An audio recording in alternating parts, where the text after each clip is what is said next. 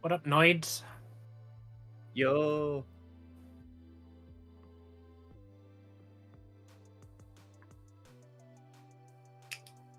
Love that in the vertical output you can't really see the couches, so we're just standing on the tables, especially with my one.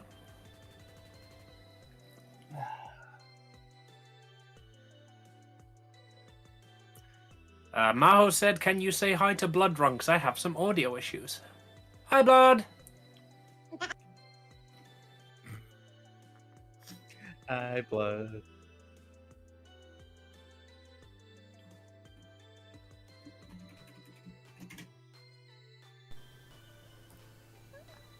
Okay, let's see. What about now? Hello? Can you hear me now? Yeah, it's working. Okay. So I didn't have to pop out my chat. Let me... How you doing, Blood? I'm streaming on YouTube right now. It is horizontal because apparently that's the only way I can do it, and I hate that. Have to figure out a better way to multi-stream. But I hate preparing for half an hour in advance. Guys, spam the chat because it's going to cover Kurai's face, and that would make me happy. No. Kurai, duck! Oh yeah. Should I move away the chat there? I just like have it hanging there because I forgot to remove it. You can probably get away with putting it At the in bottom. the lower half. Yeah. Yeah, like. When you're doing vertical, anything in the bottom third of the screen needs to be not as important. But that's like where chat goes on a vertical stream anyway, so I usually I've just don't got my chat in that bottom third. Oh, you're sick. I'm so sorry, hon. I usually don't have chat in vertical stream. I just like, you know, like on the platforms they would use the chat where I would stream vertically. I have the feeling it's not really necessary to have the vertical stream. Have the chat there. The reason I've got it in is because with the multi-stream I like having both chats visible. Like, I never get any chat on anything except Twitch. Oh, I have the YouTube chat open. So, to explain to the people that maybe actually stumble upon this on YouTube, congratulations, you found me. I don't know how you managed to do it, but you did.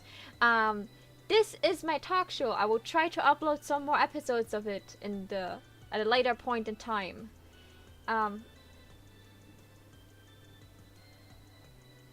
One time YouTube really pushed me to the vertical stream.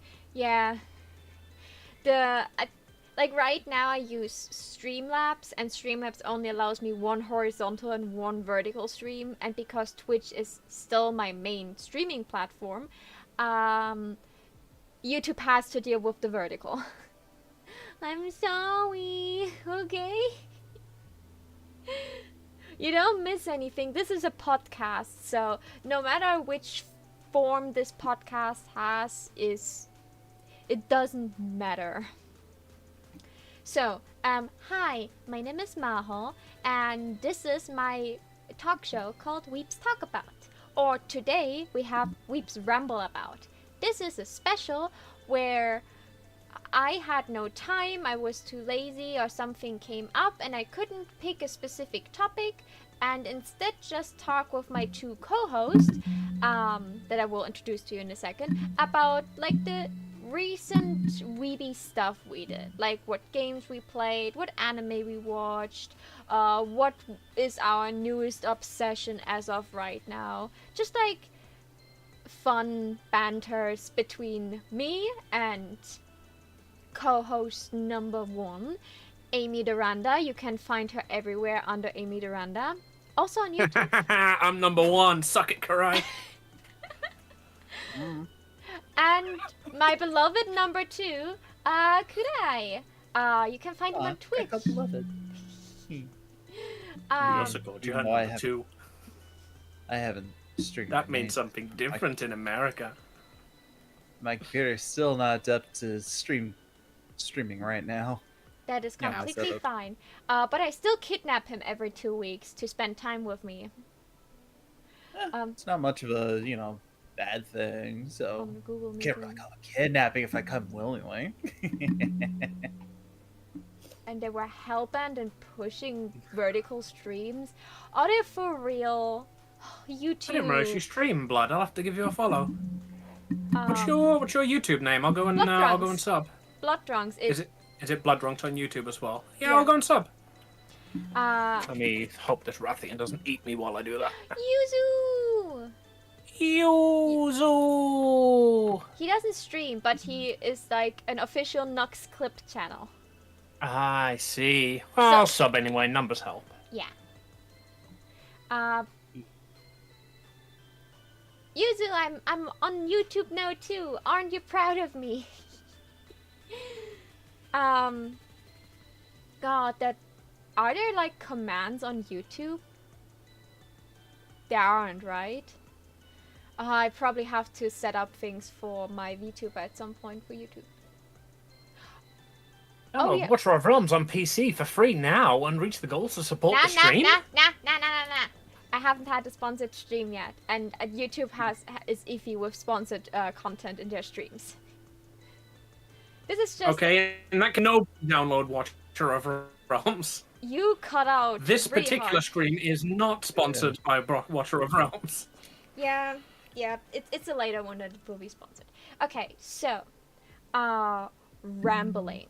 I know for certain that Kurai is at the moment just obsessing over something and playing it right now. Tell us, Kurai, what's going on? Why are you hardcore gaming? Warframe.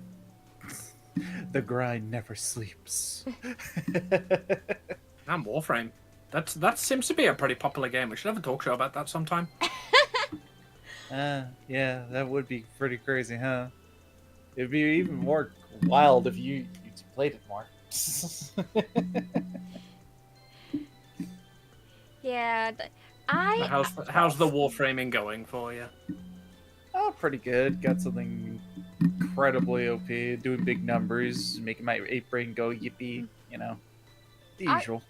Are you knocking against your microphone, or is it just gurgling on its own? It must be gurgling on its own. What the hell? Are you tapping your desk maybe and it's just carrying up the mic arm? It shouldn't. Like some. I've literally got Maybe noise it can. cancellation on my voice chat output and I can still hear that through it, so... Well, it's a good start with more Hold on. multi-stream if you push and grow. Yeah, I Stream think it that's with the long-term goal is to just increase our output. That's why we're starting with the multi-streams. I want to become big streamer girl. You know, I don't need to am. become the new Iron Mouse. I'm ambitionless, but I'm not crazy. But I want to be a decently sized. It's a shame. If you were crazy, it would help you becoming the next Iron Mouse. Crazy? I was crazy once. They put me in a room, into a rubber room, a room made of rubber. A room made of rubber. Well, that's something I haven't heard yet. It's made of rubber. They kicked the walls. I'm still rolling now. You know, Made of rubber. You add one letter and suddenly it becomes even worse. A room made of rubbers. oof. You know, like every time I heard in German you call it eine Gummizelle. So gummy room. That makes sense. Wait, cellar is room in German?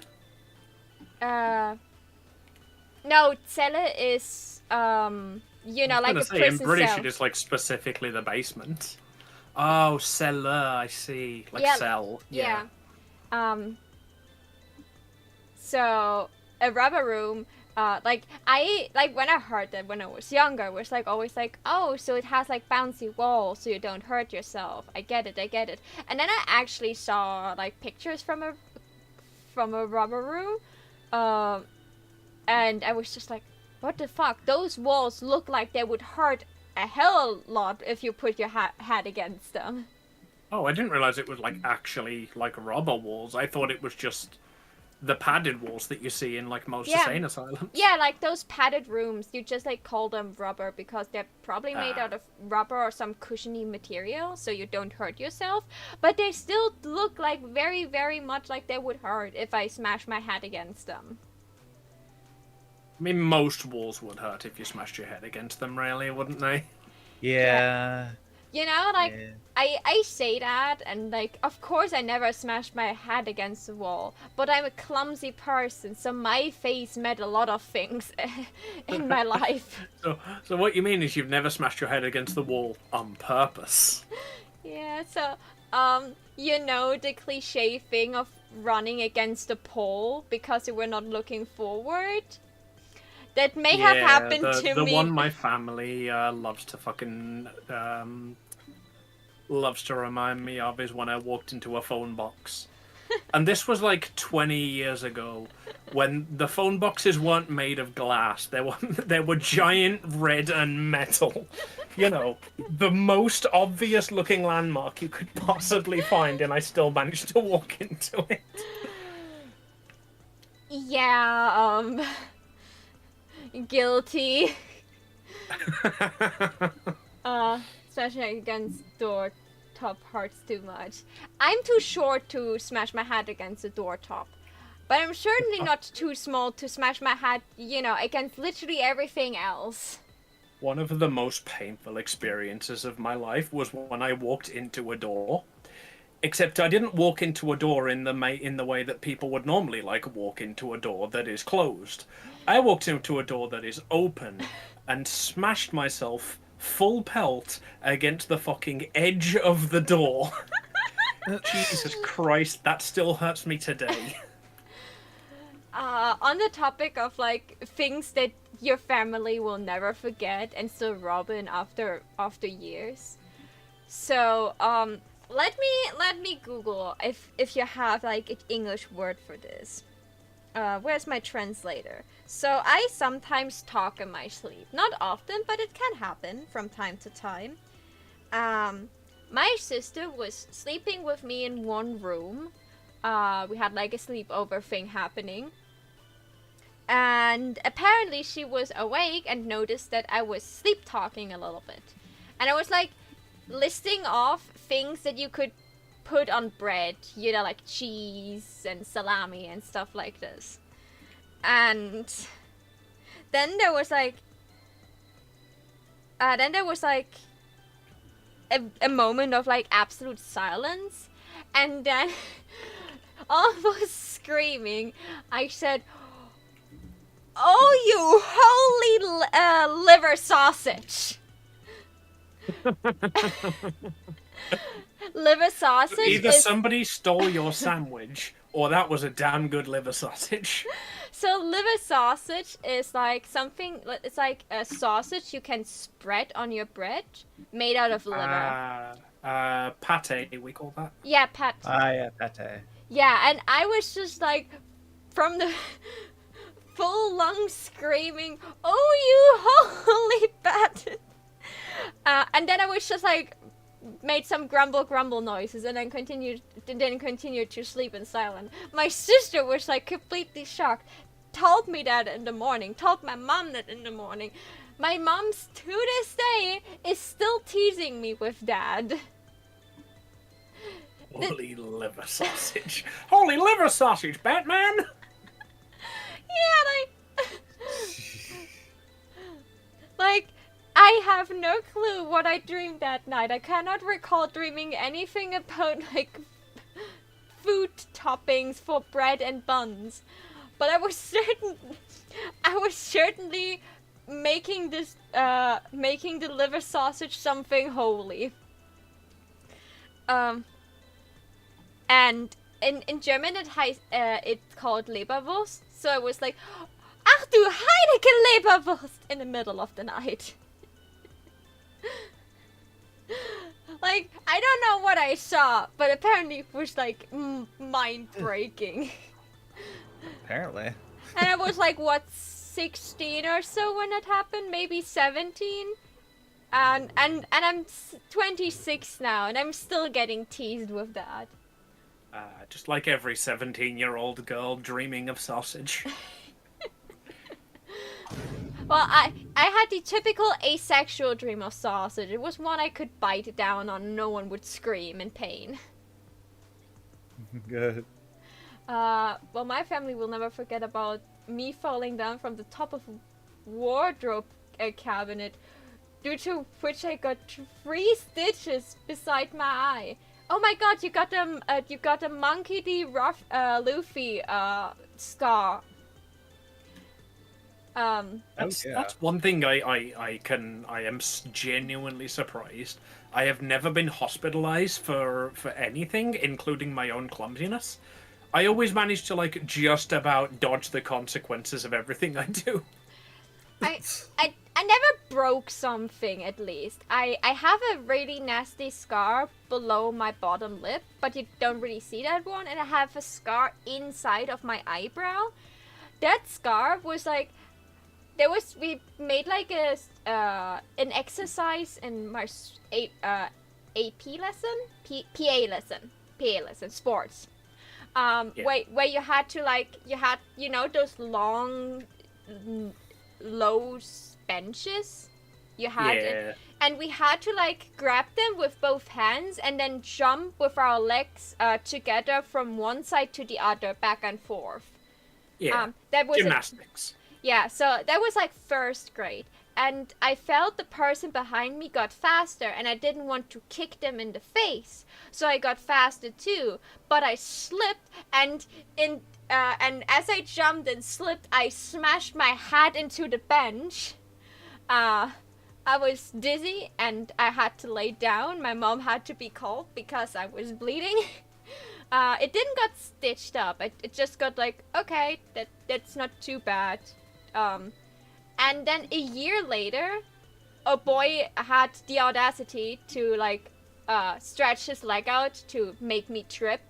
And I fell down, and I had like my jacket on, and the hood of my jacket was halfway on my face, but only on the side where I didn't have the scar, so the scar reopened. A year later, almost exactly a year later.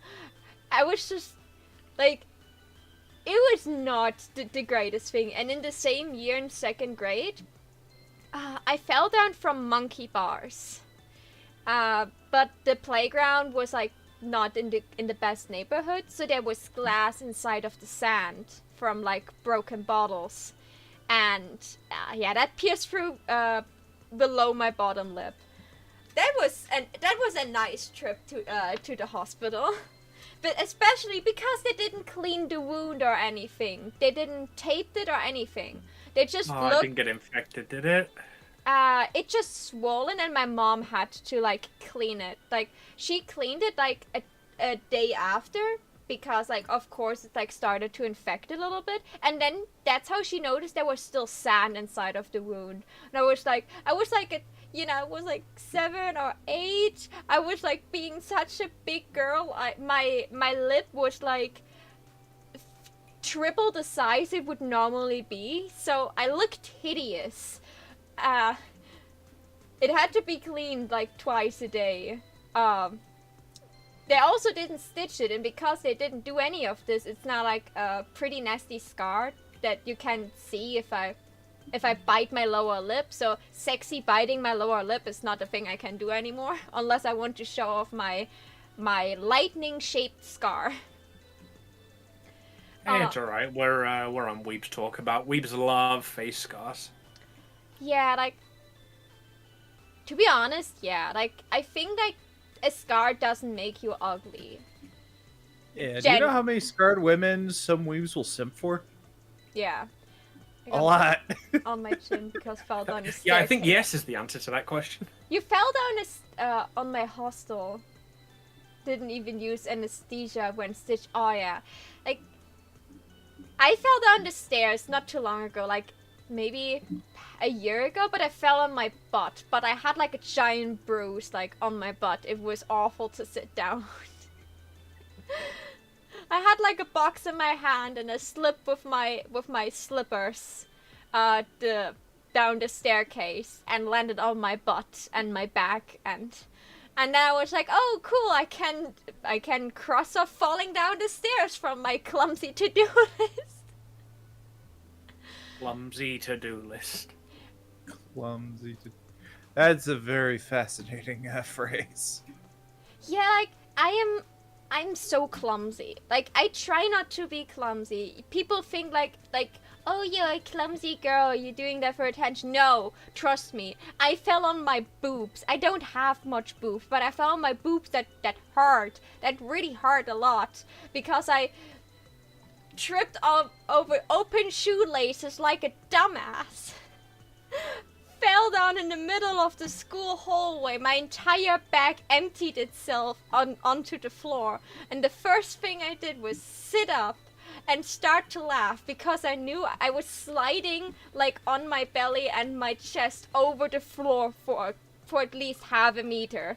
So this must have looked hilarious. So another student came over and like, are you okay? Did you hit your head? Because I was sitting on the floor, almost crying, but also laughing. Because Like, babe, you have concussion. like, it must have looked so hilarious. It started when I was 11 and I slipped on ice. That the thought on how silly that must have looked got me to laugh when I hurt myself. So now I have the big problem that when I fall down, trip, or like do anything that is like caused by my clumsiness, I start to cry because it's painful, but I also laugh because the thought of what just happened is hilarious to me.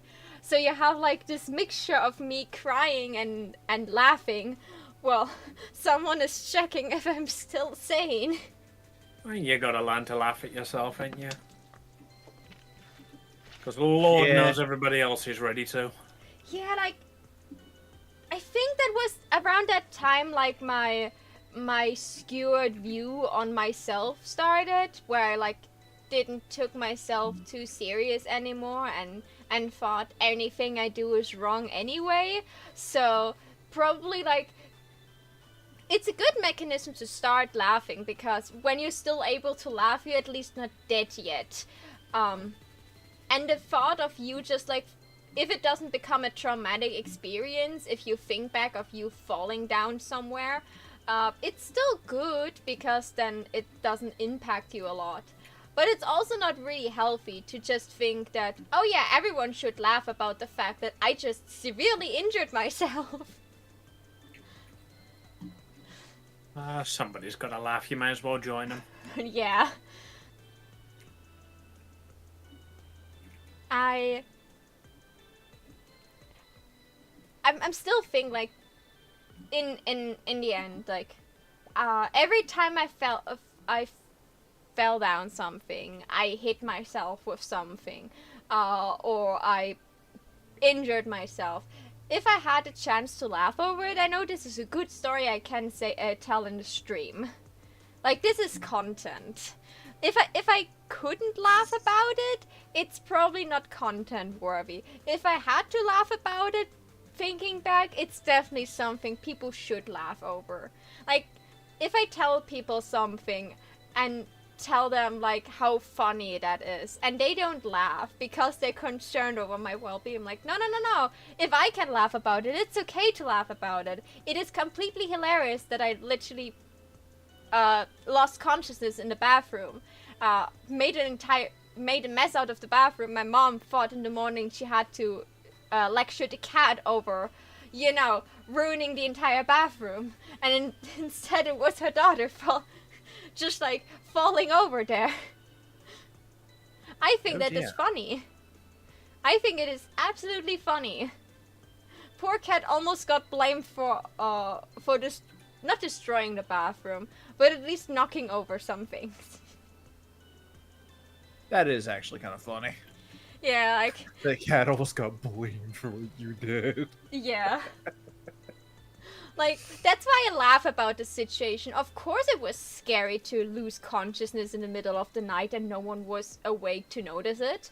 But at the same time, I managed to get up again and move to the bed and nothing happened afterwards. And if I would have wanted, I could have just screamed for help. It was not like I was in any danger. It was just funny to hear that my mom said in the morning, "Oh, you were the one that knocked the thing over in the bathroom. I was about to scold the cat for like making a mess again."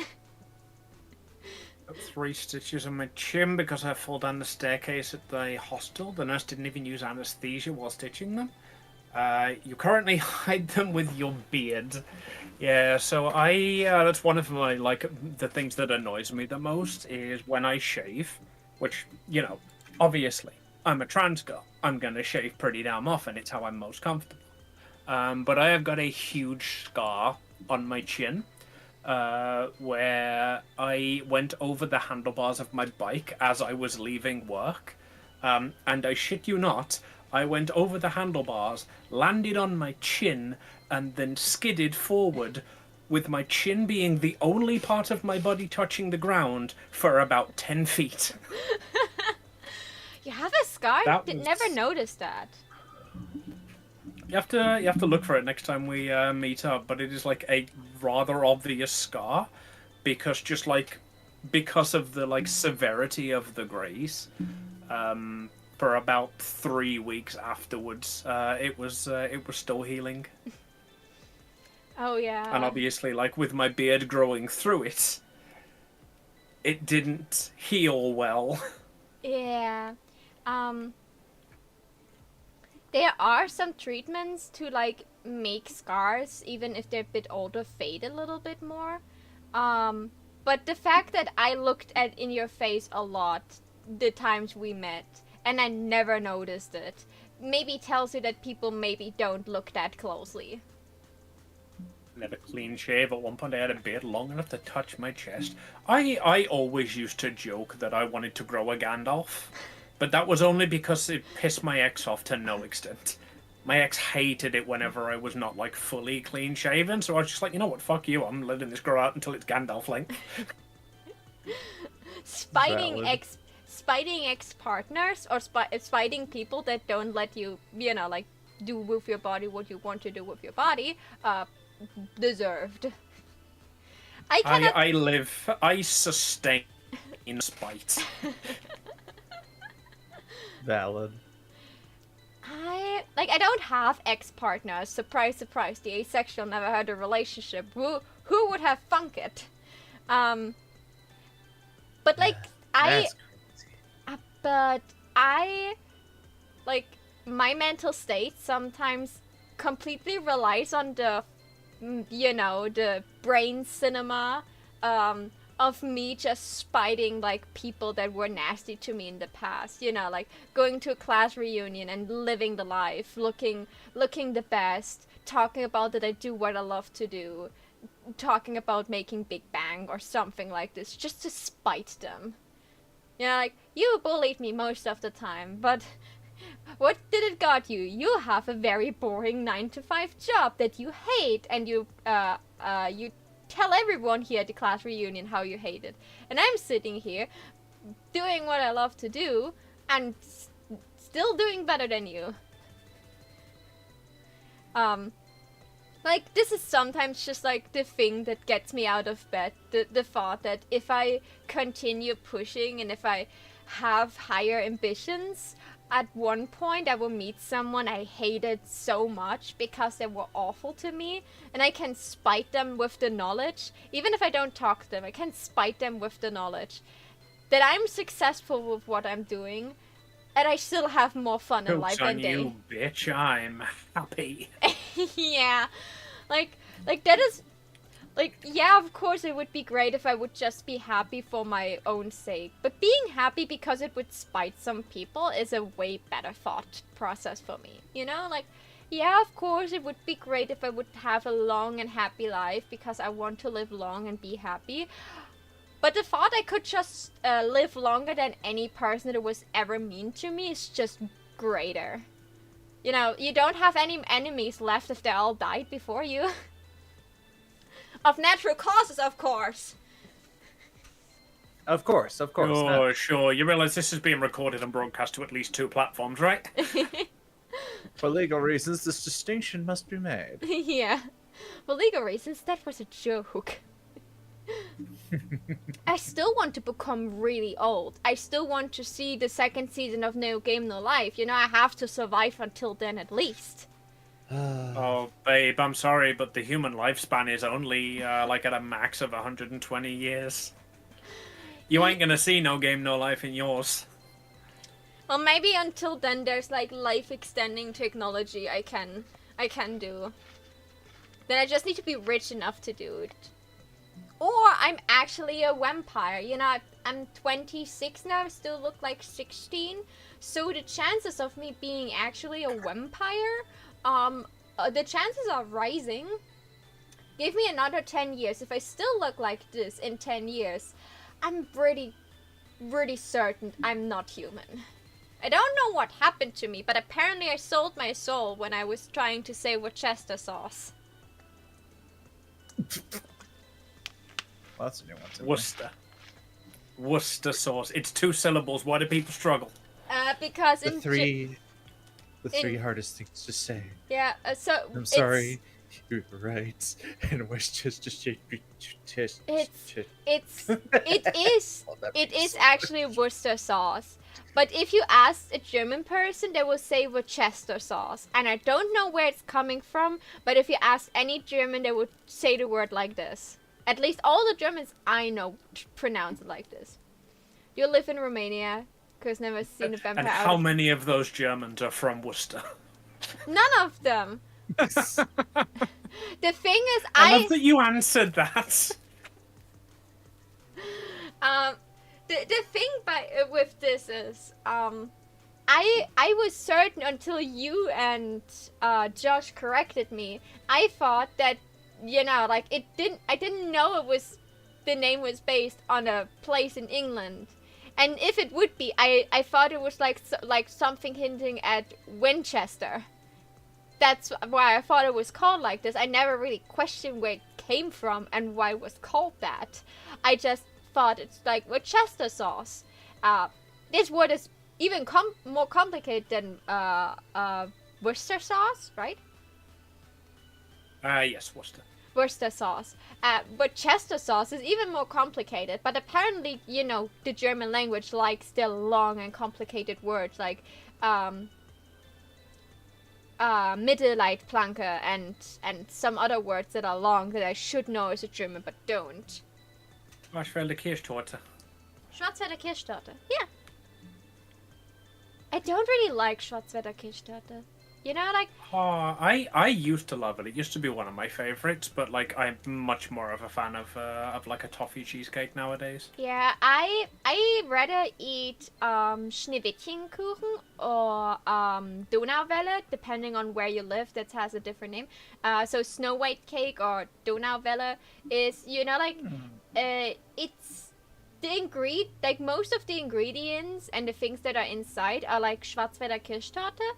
But without the alcohol aspect, and it is like a layer of like cake with like a swirl layer of cream, whipped cream inside with like some cherries, and then like a little bit more layer of cake, and I like that a lot. I like. Oh. So, I have really great friends. So, my friend Nasty visited my mom yesterday when she was at the flea market. And because yesterday was International Women's Day, he made for my mom, for my friend Nico, and for me brownies. Aww.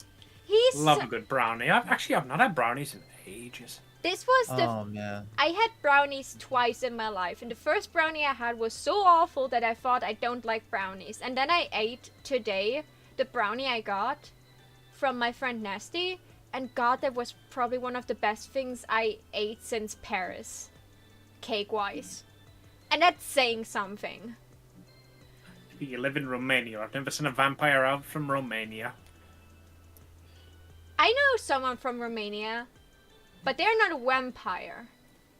Yeah, we used to have, like, one of our neighbors used to be Romanian. They made, like, the nicest fucking sweets and used to bring them over. Unfortunately, I don't like coconut, and a lot of like Romanian confectionery is coconut based. But the stuff that didn't have coconut in was fucking top tier. So much sugar. Should really start like baking things again. The topic of having a house arose recently again with my dad. That is a good thing when my dad brings up this topic, because that means it's like getting more into reach. And like the vision of what the house should look like, and like it will be a multi-family house, like where more than one family can live in, because we call those HMOs, houses of multiple occupancy. Yeah, exactly that. Like he looks for something where he can have like a big like garage thingy in the back where he can like, where a car can fit in. So when are you gonna break into him that if he does get a garage, that's gonna be your streaming studio? Oh no, don't worry. I have other plans. So like, not just like, of course a garage should fit a car, but like a garage thingy where you could also work on cars. Yeah, like a workshop. Yeah, a workshop. He wants like to like as of now, like he's like with like a family we're really good friends with. They're both like working on cars and stuff, and they had the idea that they could make this like big garage with like equipment inside for a workshop as a rental thing, so people could just rent this garage, go there and work on their own car if they want. And so like a house where multiple people can live in, and I will let him know that I want in this multiple story house that it will probably be, I because I'm an adult and I want more of a small apartment space for myself, like more than one room for myself. I want my own bathroom, I want my own small kitchen. That way, if you visit me and we're both streaming until 3 in the morning, we can decide that we want to make food at 3 a.m. and we don't bother anyone else because we have to go to a different kitchen. Or we can make cooking streams together. Imagine I can make cooking streams or baking streams and people can judge me for not having a clue what I'm doing. Because I'm not the chef. I would love to do a cooking stream, but unfortunately that would mean I would have to cook downstairs, and let's just say my parents aren't the most politically correct and would definitely want to be involved in the stream. Yeah. It was Pancake Day the other day in Britain, and I was like this close to actually doing a cooking stream where I made pancakes. But in the end I decided, nah, bad idea. Won't risk it. You decided not to risk it for a biscuit. I wanted to say that I was just swallowing my chocolate. You joke thief! But I want my living space and my working space to be separate. I want like a small room that is, padded, that no one can hear me scream. So I don't get more noise. Small padded room. So I don't get more noise complaints. Where you can keep your rats. Yeah, work. God damn it, Amy. Yeah, like with, that way I don't get more noise complaints if I have to play something where I scream in the middle of the night. And especially, I can like have a good distinction between workspace and, like private space, because it's hard to relax in my room knowing that my entire streaming setup is here. So I want that a little bit separate. I would love just like a studio that I could work in. Unfortunately, that is unlikely to happen.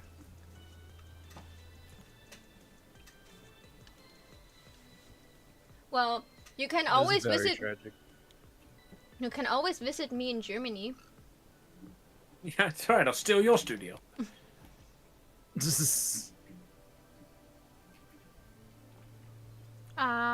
Here in general, we buy land and design ourselves to construct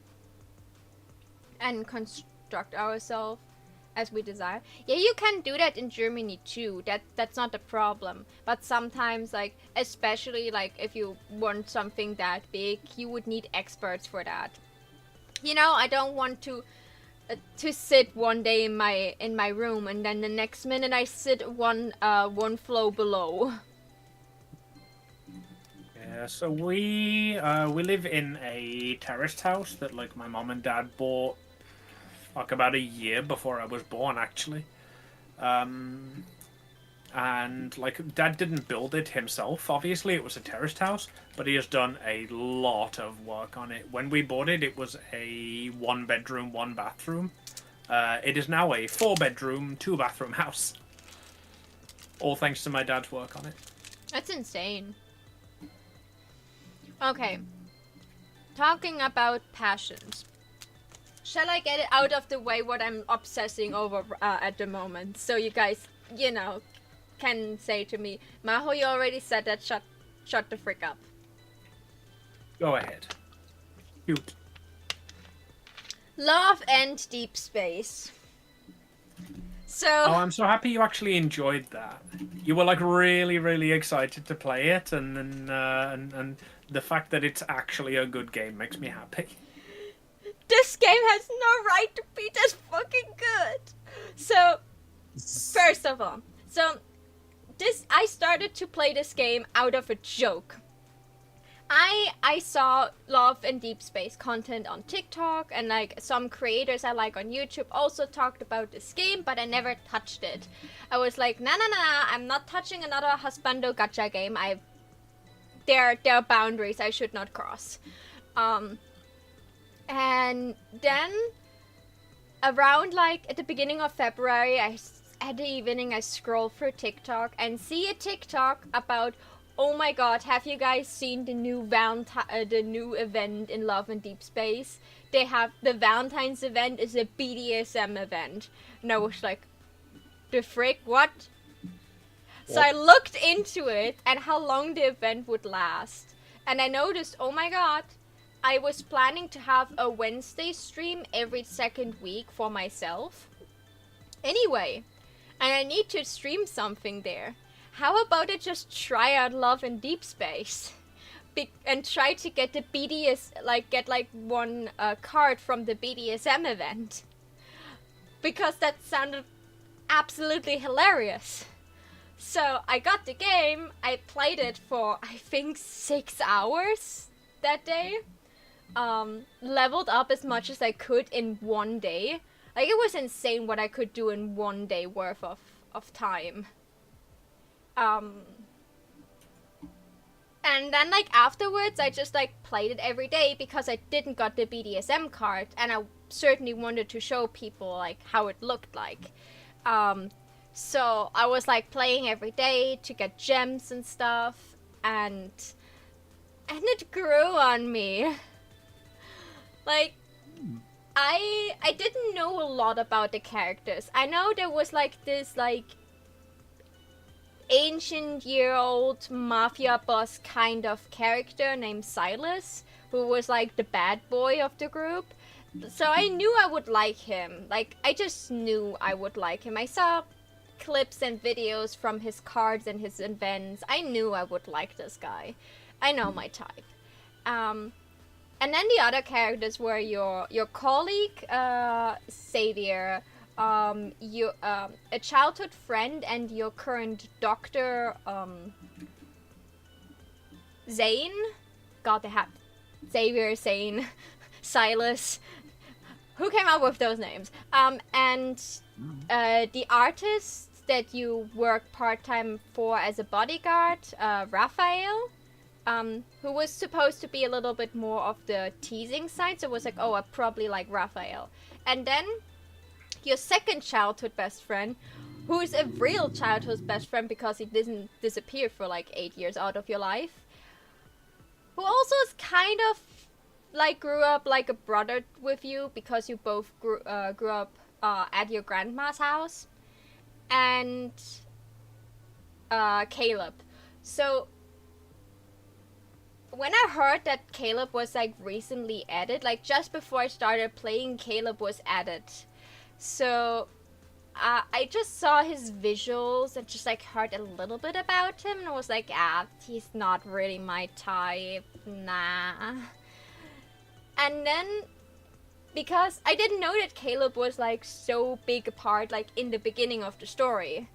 Now I know why he was such a big part in the beginning of the story and why it was such a shock that he was like added later on. I'll come to that later. And I got like, in this game you get video calls, text messages, and phone calls from those characters. And you also have like a social media platform similar to Twitter where you like their post and like leave comments and stuff. And like get like special interactions from that. And like when you play the main story, like according to the main story chapter you're in, you like get fitting to the story like phone calls from certain characters that want to talk with you about what you just like had in the story. So Caleb called, and the fact that he called me a pipsqueak and the way he talked with me made me like, oh my god, I love this man. He's everything I ever desired. He was teasing, but he was also caring and nice. Like I have two types of men. They did have more than two, but like I have like two, quotation mark. The absolute like nutcases, you know, the stranger danger and in real life I would never step close to a person like this kind of guys. You know, like the guys that would kidnap me and put me and lock me up in their basement kind of men. Extremely my type. And then the I've got a basement. and then the teasing type that like teases you a little bit, but like in a caring way, like not to actually hurt you, just like teasing a little bit, jokes around a lot. You know, like I like a funny guy. So when I like met Raphael and realized that Raphael is less of a teasing kind of guy and more of like a grown ass toddler, that if you like, there was one of occasion where you were not on time where you should have visited him and he got like all upset and pouty with you like a toddler. So he was just like a man-child sometimes. I still like Raphael, but like people say artists are eccentric, and like me as an artist, I say don't see myself that as a very eccentric person. Raphael is definitely the kind of artist that you would call eccentric. So, the other two guys are just like, they're okay. They're not my type, but they're okay. So what did I do? I played the story. I found a way to unlock Caleb and Silas. And I got the BDSM card of Silas because I decided I wanted him the most. I wanted Caleb too, but I didn't have enough time nor gems to get him. So now I have like the corresponding outfit for this card. I have the entire story event for this card, who's extremely long and detailed. This card is animated and it has a specific scene you can play, and my mom knows exactly what I'm like. But even in front of her, I put in headphones for this interaction. There was way too much heavy breathing and noises that I didn't want to put my mom through as a bystander. That was even embarrassing for me to showcase. On one hand, I want to show it on stream, and on the other hand, I'm like, yeah, I will out myself. Talking about Caleb, so little spoiler, but pretty sure none of you guys will probably play it. So, you wanted to meet Grandma with Caleb together. Caleb was returning from like his space adventure thing where he was working, and you were following a suspicious person because you felt something. And you lost that person. You meet Caleb outside again, and you tell him that you're a grown-ass woman and you can handle yourself. And he's like, okay, then I won't make up an excuse for you leaving that abruptly to Grandma, and I will go in first. And he enters the house, and the house blows up. And and Caleb, like, it was really, like, great and detailed how they showed that the main character, she was, like, focusing on work afterwards. She, like, every time she closes her eyes, she's, like, streaming about her grandma and Caleb. Like, she's very traumatized by all of this. She barely survived that explosion because she was outside. And, like, I know that Caleb is alive because there's literally Caleb in the game. So, apparently the MC thought Caleb was dead for probably more than a year. I don't know, like, afterwards he has a really high position in his work. I don't know what happened. I'm not that far in the story yet. But I knew Caleb was alive, but the writing, the music, and how they portrayed it, and the voice acting made me almost cry. Like, I knew Caleb was alive. I knew Grandma probably wasn't. But I was like, this was so well-written, traumatizing. And then you have Silas with his crow Mephisto, what is the best name for a crow ever, and his two henchmans, who are just absolutely, I love those two guys. They're, like, so silly for being, like, in a they're literally criminals. They're working for a guy that is the equivalent of a mafia boss. Those are just two silly little guys. I think they're twins. And you have, like, one card event you can play with Silas at any time, where he has some, like, you want to go to an underground auction, and you want to go there. So he says, okay, here's a brooch, you have to steal that from me. If you do that, I take you with me. If you don't, then I'm not. So you see, like, a cut together, like, first person view, how you attempted to steal that thing over and over again, and he always caught you, and kicked you out of the house. So you just had a failed attempt again. And you're just, like, pondering what to do. And then you have those two guys, and I forgot their name. I haven't read their name. Luke and, oh God, I forgot his brother's name. Luke and something. And one of them was sitting on a desk, and the other one was leaning against it, reading a book. And they were like, well, you know, our boss is the most vulnerable when he sleeps. So how about you strike then and give her a pair of handcuffs that were supposed to, keep down the special abilities that a person had. Like, they all have something called an evil, what is a special power, and a pink gun, and said this is a tranquilizer gun. So you go in there, the man is sleeping, you handcuff one of his hands against the bed. That is the first grade start to not cuff both hands but only one. Then you search him. He's only wearing a bathrobe. He wakes up, he stops you, and then you point out, you are handcuffed, I'm in charge now. So he's like, okay, suit yourself, go look for it. You find the brooch, you want to stand up and leave. He pushes you on the bed. And as you try to use the gun, he pushes your arm away, and a shot happens. There's an English term for that when that happens. I don't remember what it was. Gunshot. Yeah, like, and you just see some confetti spearing out and a heart-shaped cloud. So you know those two guys just pranked you real hard. Because the handcuffs also didn't do their job. Silas still let it go through. Oh, thank you for the hot pot. Still let it go, let it slide. You're allowed to go to the auction.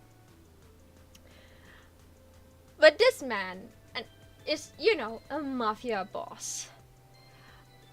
But because he's your pocket boyfriend, you can do all sorts of things with him. For example, go to the arcade and play a crane game. Literally one of his voice lines is, "You were wondering why it's so empty." And he's like, "I don't like crowded places." And you just say, "Don't tell me you just rented the entire arcade. Like, you wanted to play here." Like, rich daddy vibes. Like that a lot. And he's also playing a silly cat teacup card game with you. Like, no, I just had a call from him recently that I just unlocked today. And he was like, I made a screenshot for this. Wait, I made a screenshot for this because I thought it was such a funny line. You were calling him, and there was like, there was this whole conversation, like, about like you calling him and stuff, and if he never used the don't disturb mode on his phone, he's like, "No, I don't."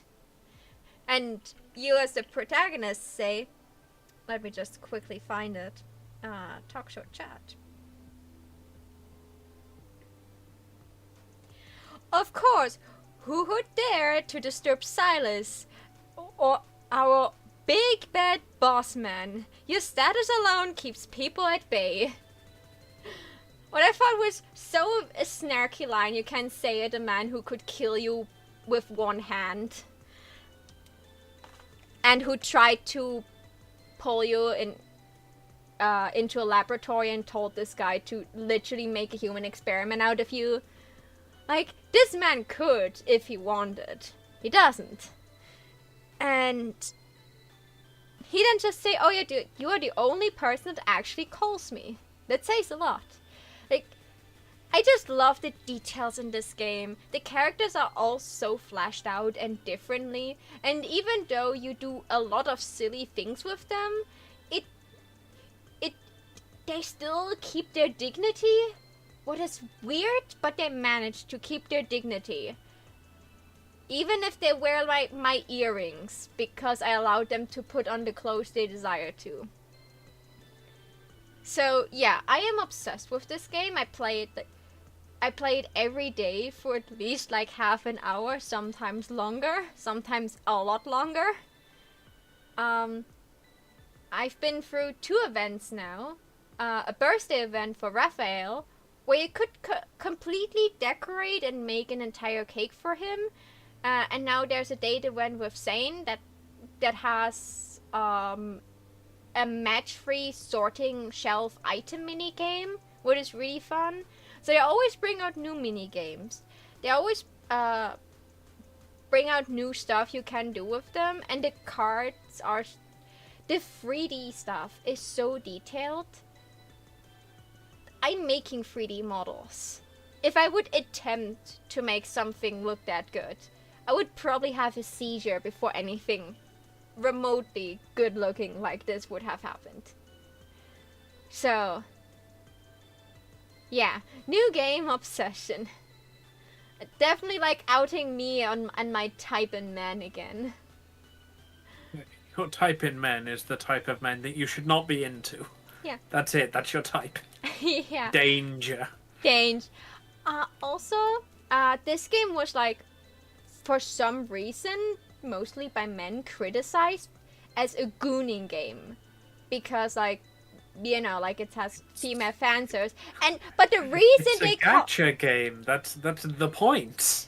Yeah, but the reason why they called it a gooner game was because this game has recently added a period tracker.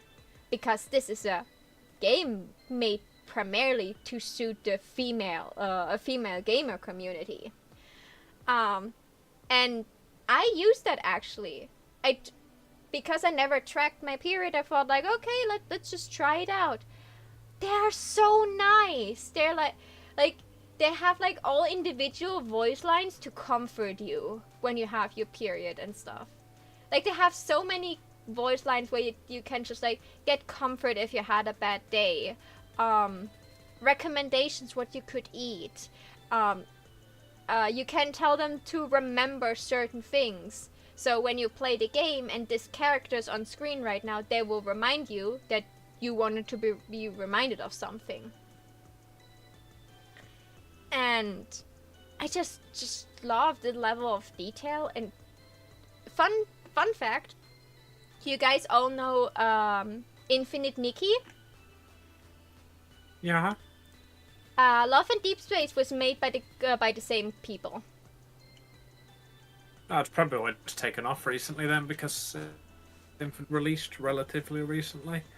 So I imagine a lot of people who played that have just gone and looked at other games that studios made, found that, and been like, guys, forget about Infinite Nikki. Have you tried Love in Deep Space? Love in Deep Space was started last year in June. This game is not even a year old yet. This is really new. The fact that it's relatively new and has so much content already is cool. I admire that. Also, you can dress up your boyfriends, and through the BDSM event, they all had like longer hair, like shoulder length hair for this event. And I remember like I had 2 hours left on the event, and I tried my hardest to just get enough gems to get 5 more polls. So I got only garbage in those polls. But after 5 more polls, I got a package where I could choose one for one character long hair. So of course I got Silas those long hair because he looks like a snack with them. Men with short hair are cute, but men with long hair are just a bit cuter. I mean, if it worked for the 90s, it can work for you. Yeah. They also look so soft. Like, my hair is certainly not the softest thing you could play with. Like, it's a little bit silky when you grab the right part of the hair, but my scalp is like, you know, like not the nicest thing to run your fingers through because dry scalp and stuff. Sorry if I destroy your illusions that it's nice to mulch my scalp. That not, but you can play with my hair. It's long enough that you can make almost everything with it. But they made the hair of all those boys look so fluffy and soft that I can just almost feel how nice it would be to run your hair through your hand through it. I'm just like, I can dress them up, I can make photos with them, I can literally go to a digital arcade where I don't spend actual money and get plushies from a crane game. Some of the characters can even cheat in those games. And the most funny thing I saw was Silas cheated trying to get a plushie and didn't cut it.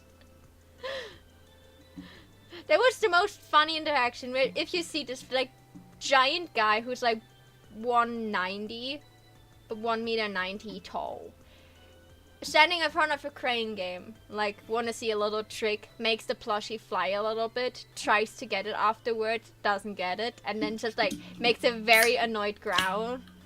Like don't talk to me now.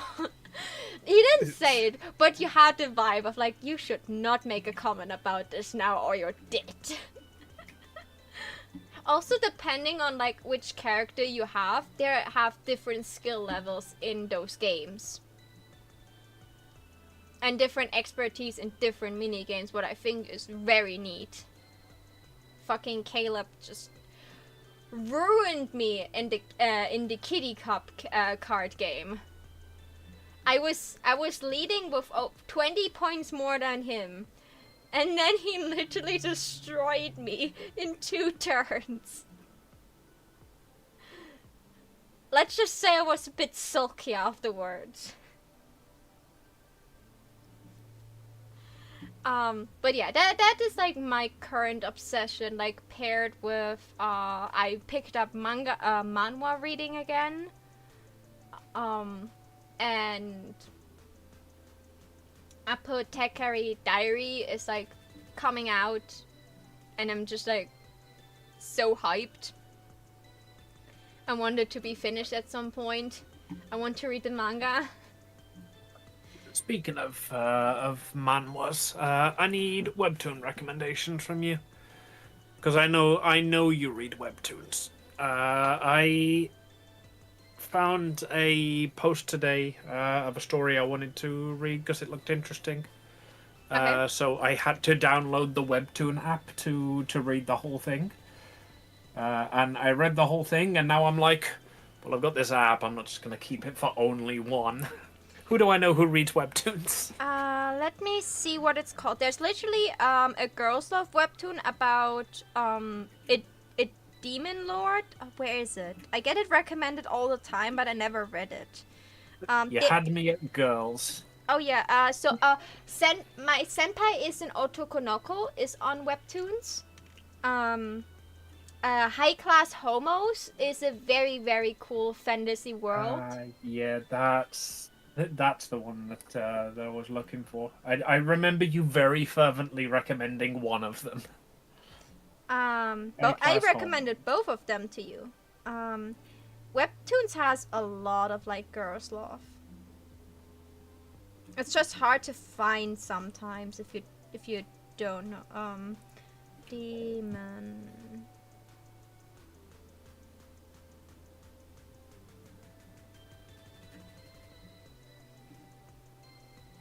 Demon Lord?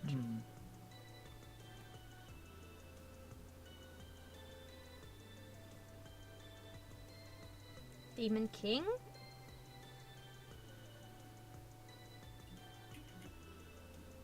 I also have another website with like more manhwas. There's one like how is your opinion about possessive yandere girl love? I'll play that one by ear as I try it out, but I'll try it out. Yuri Yandere?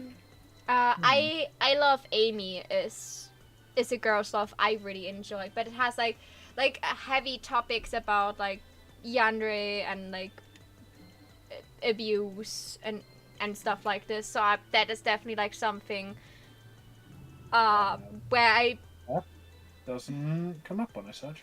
Oh no, not on webtoons. I have a different website where you can find it. Don't worry. I see. I have a second website where I usually read like completed manhwas, because I would have to jump between a bunch of different websites otherwise. And I can read it there easily. That is the website where I get all the memes from that I post all the time. So, because the comment section is so on fire, and on this website that I use, you can you have filters for girls love and Yuri, so you can literally just say I just only want Yuri and girls love stuff. But for webtoons, definitely High Class Homo, what is still like every week gets, I think, an update. By the way, YouTube, if you think I'm cursing here, that's the title of this. This is not derogatory. This is a very, very wholesome and like open-minded thing. Okay, YouTube, I am both a homo and high class. I give her the pass to use both words.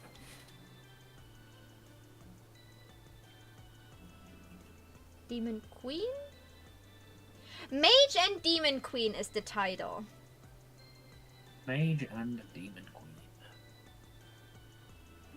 What the heck? I get this recommended so many times. The art is really pretty. I haven't read it, and okay, that has a daily pass system, so you can read until chapter 19, and then once per day you can read another chapter. That is also not on Webtoon app. It is. I'm starting to get the impression that I should uninstall the Webtoon app and find a better browser. No, I am on the Webtoon app. I'm right now. It is there. Just type in the search bar Demon Queen.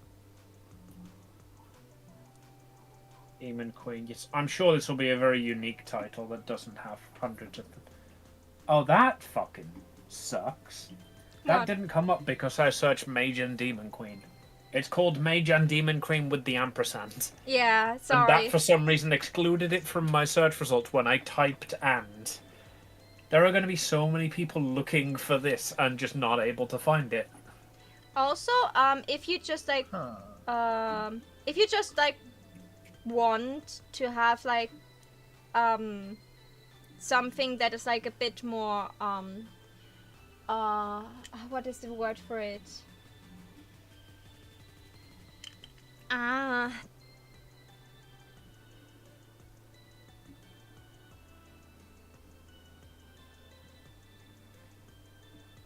I forgot the word for it, what it is. You know, like, if it's not, like, by someone big, but by someone small. Independent. Independent, yeah. You can just, for example, at the top in the search bar, you have all, originals, and canvas.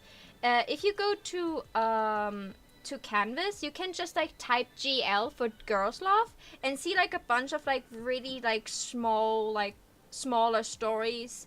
I cannot guarantee that they're all finished or anything, but they're like, you know, like sometimes from smaller artists that are not like supported by webtoons. There we go. Yeah, I was looking through the like genres list and I didn't see girls love in there anywhere, so I was like, I'll ask Maho. Yeah. And Maho's found the girls love category. It's hidden in canvas. Yeah, there are also like stories that are not canvas stories that are girls love, but sometimes they don't say it specifically. I think Senpais and Otokonoko is definitely like one of the supported series. That is definitely on Webtoons. I got the commercial on Webtoons, and then I saw it got an anime, and it was like, oh my god, that's so cool. Mage and Demon Queen, I saw a lot of pictures about it.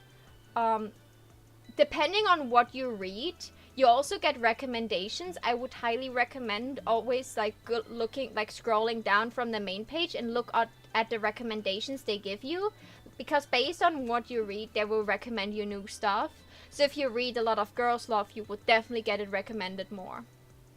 There's also, Webtoons has a very big variety of LGBTQ plus stories. And for everything outside of that, you just like DM Maho and be like, Maho, I have a free day and I don't want to think about doing anything that has to do with work. Please give me a webcomic that has like 100+ chapters that I can read in one go. Maho, I require the titties. Please provide a hyperlink.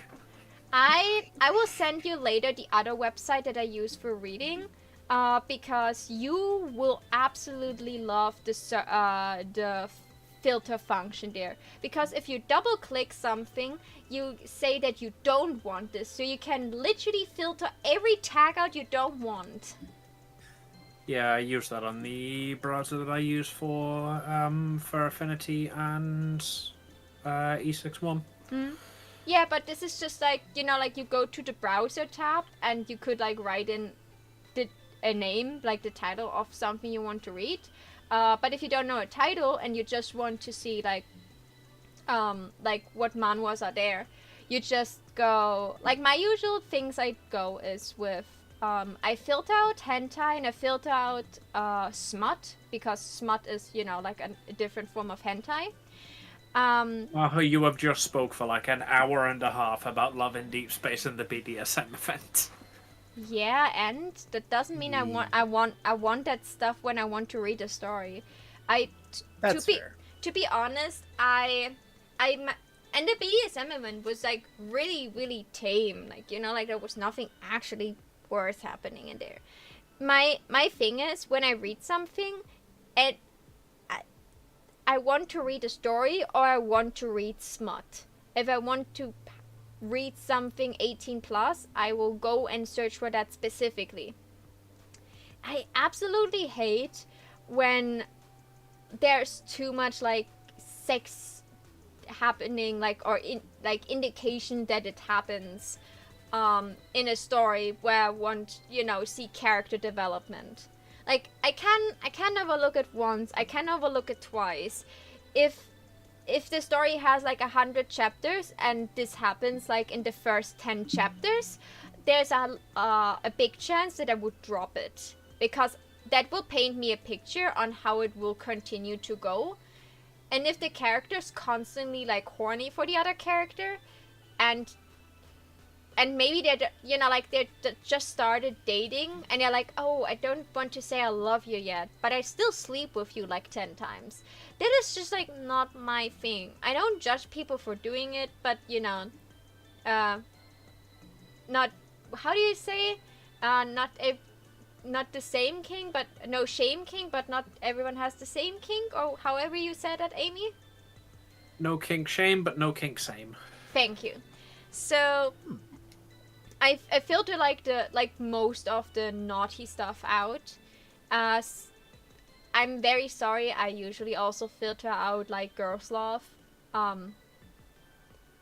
I read it from sometimes, but it's not the thing I primarily look for.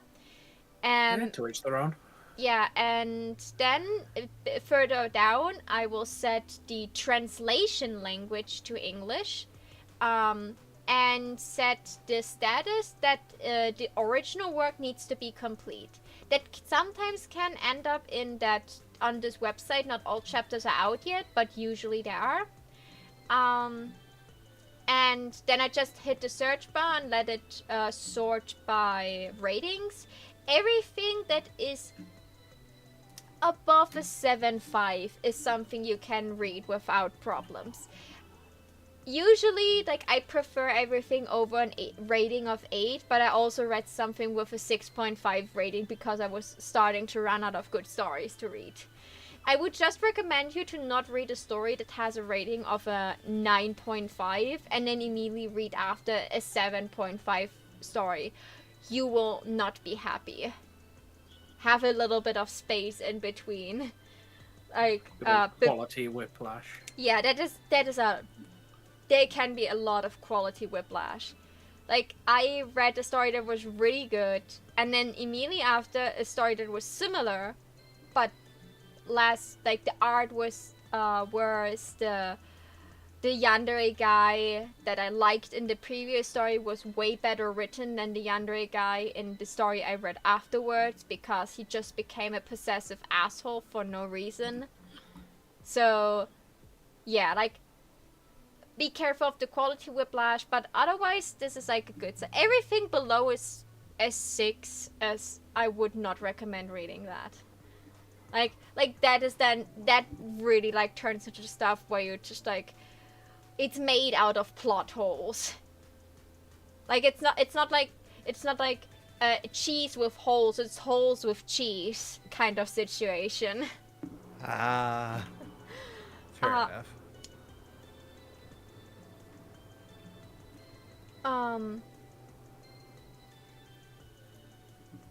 If you ever want something specific from webtoons or from something you want to read, just ask me. Even if I haven't read it, I will find something. I got the title of Queen of Anime not without a reason. I know, that's why I asked you for webtoon recommendations. I was like, you know who will know what webtoons I want to read? Maho. Yeah.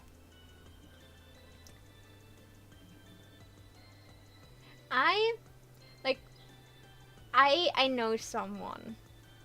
And we just like exchange every day, like, good morning, how's your day and stuff. You know who I mean, Amy. And Yeah. and sometimes like I tell them like what I was doing, and sometimes say like, oh, I read this and that. I was so shocked. Because I'm used to just talking into a void about my obsessions. Like, I don't expect anyone to be interested in hearing what I have to say. I appreciate that people let me ramble. When I read the next morning, so I started reading it, it's really good. I'm at this chapter right now. I can understand now what you meant with what you said about it. I was like, oh my god, you actually read that? Wow. That is some next level simpage. I appreciated it.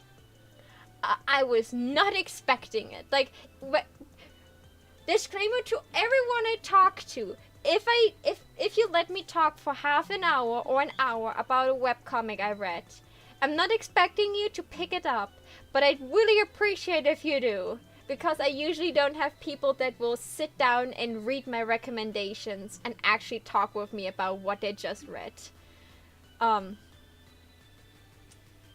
I love to have people to talk about something I was reading or something I watched. Because that means I can actually tell them, oh, did you saw the story?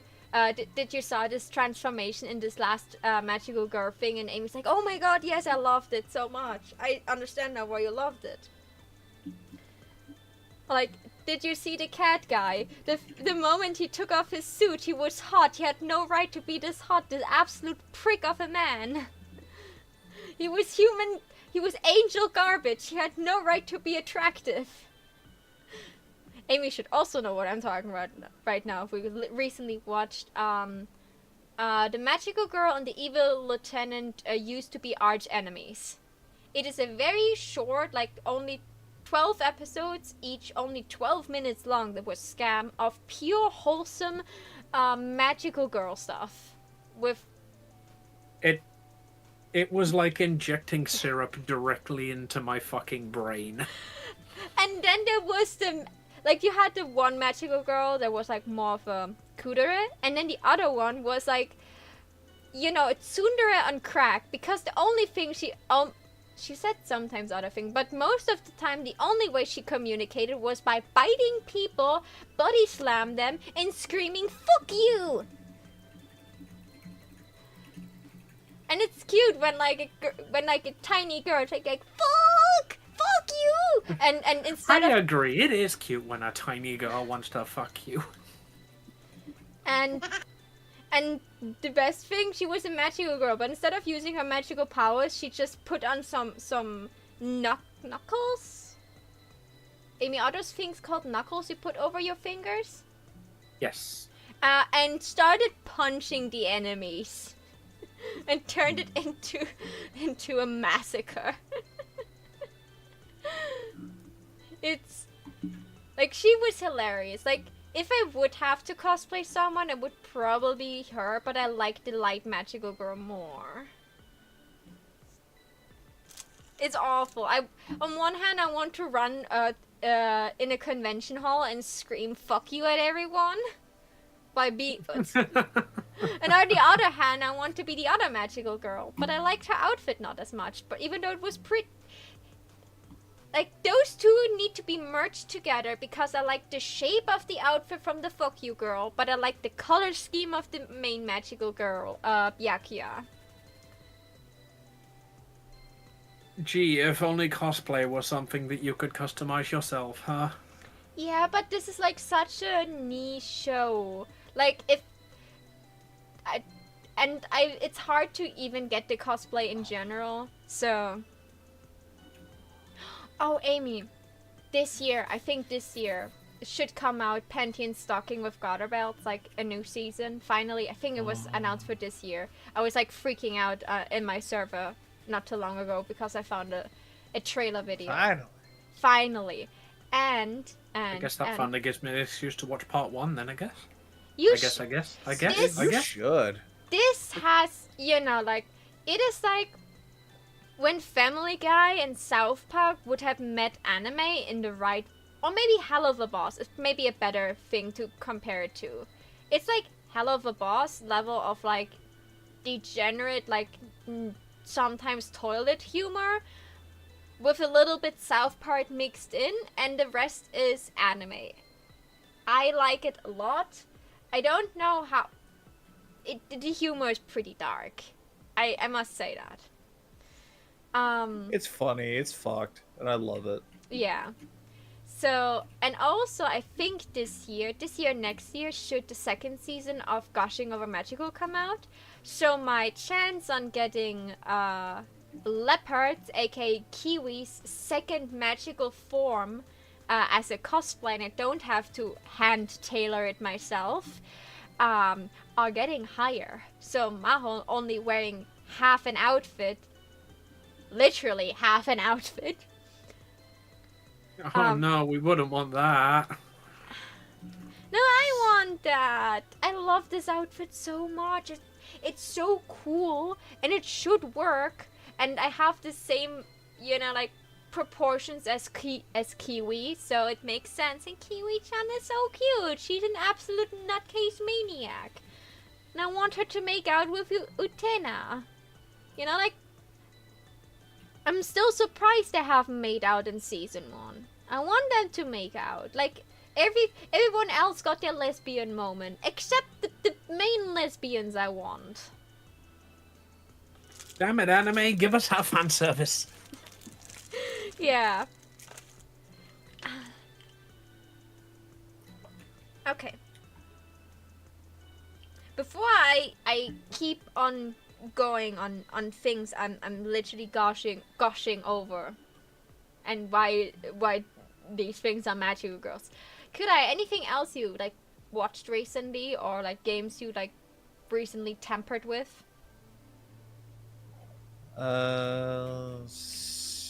Let me think about that for a second. Sure thing, no stress.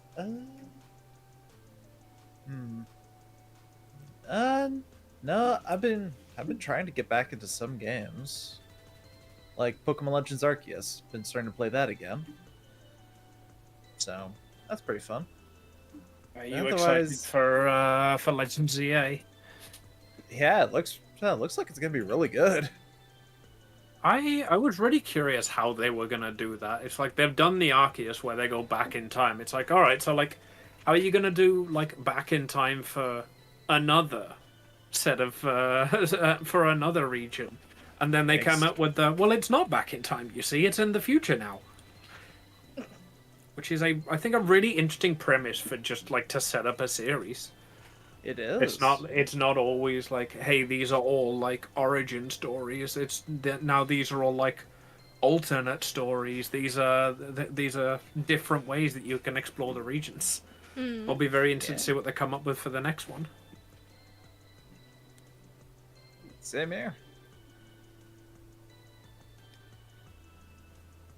There we go.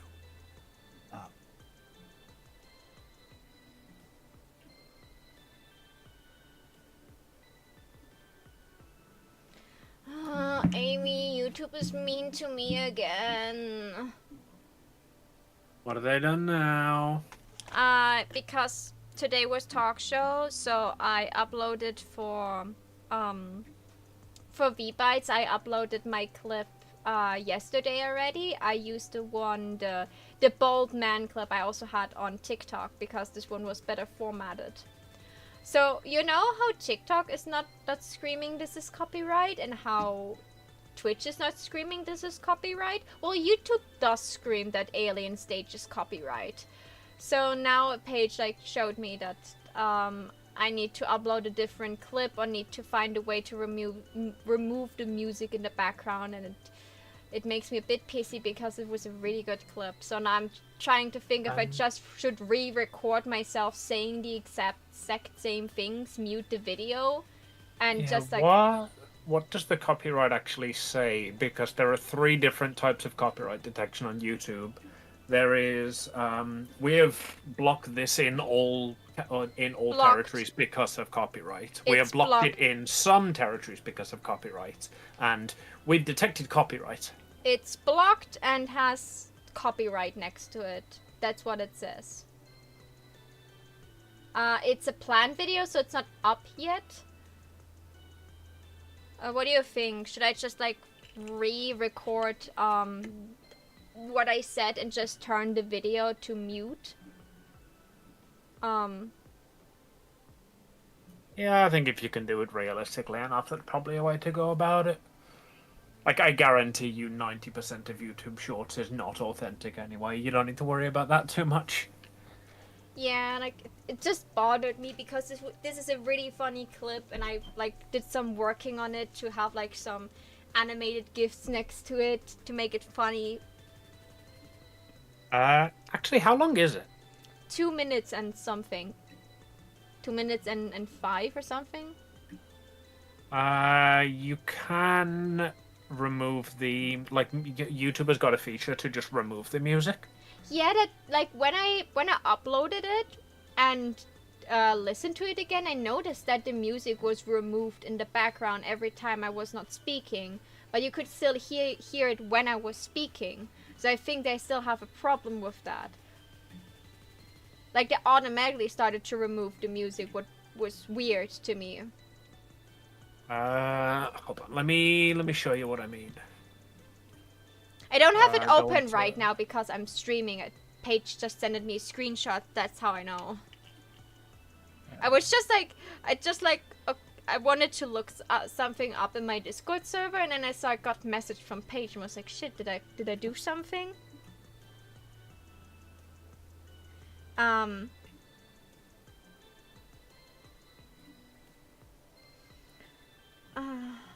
Where is my anime section?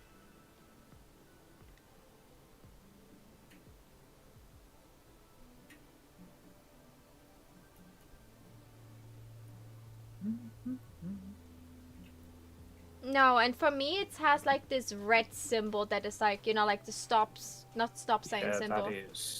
That is blocked everywhere. That's not a problem. You can still normally do this. So you click on See Details, scroll down to where the song is, click on Select Action, and then you should have this option. Because like all of my old Pancake Island D&D stuff from before I did audio splitting has got tons of copyright claims against it. Okay. But you can just click on Erase Song. You will need to review the clip and see if it works, but that might be quicker and easier for you than re-recording. Yeah, like, I had the feeling it did that on its own, but I can just check this, like, after the stream again. Like, my clip goes up on Wednesday, so even if I'm too tired tonight, I just can do it on Monday. Okay, I was in the anime folder because I wanted to... Yeah, 2025 says the official teaser for the new Pantheon stocking with garter belts. I wanted to check if it really was 2025 or if I'm happy over nothing.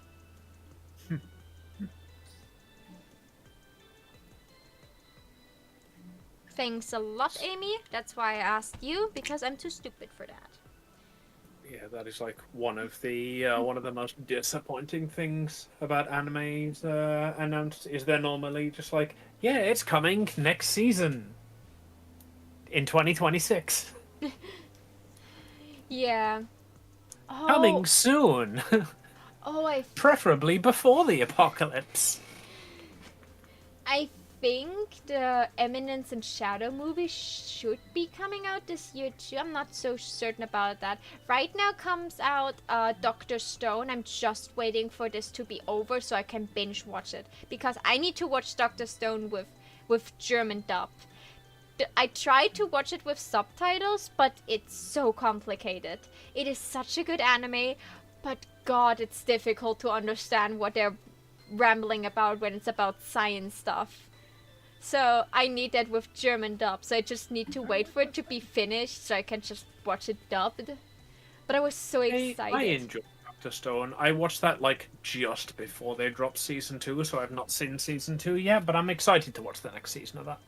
Yeah, like season 2 is out now. I think we're at season 3 or season 4 by now. And the mangas. Okay, in that case, I'll watch 2. I watched it like literally like a month or 2 ago, like as they were about to announce the final season. Mm-hmm. So I watched like up to what they've released, and then just as they were about to like sail out to Antarctica. Yeah, that's where I also stopped. And like, because the manga is finished, I'm pretty certain that they will like go until the end. And I just like saw the cover of like some of the other mangas because I wanted to see like how much stuff is still left. So it looked like which manga cover aligned with like the last thing we saw. There could maybe be like in another season after this one that comes out right now, maybe. But I also saw them in space, if I remember correctly, what terrifies me with the technology they have right now. I mean, that is Senku's goal. That's literally why he's doing all of this, so that he can go to space. Like, fine, I'll restart civilization. I'll build my own rocket, damn it. Yeah, it's absolutely insane what he does. It is almost literally fine. I'll build my own mean moon theme park with blackjack and hookers. Yeah.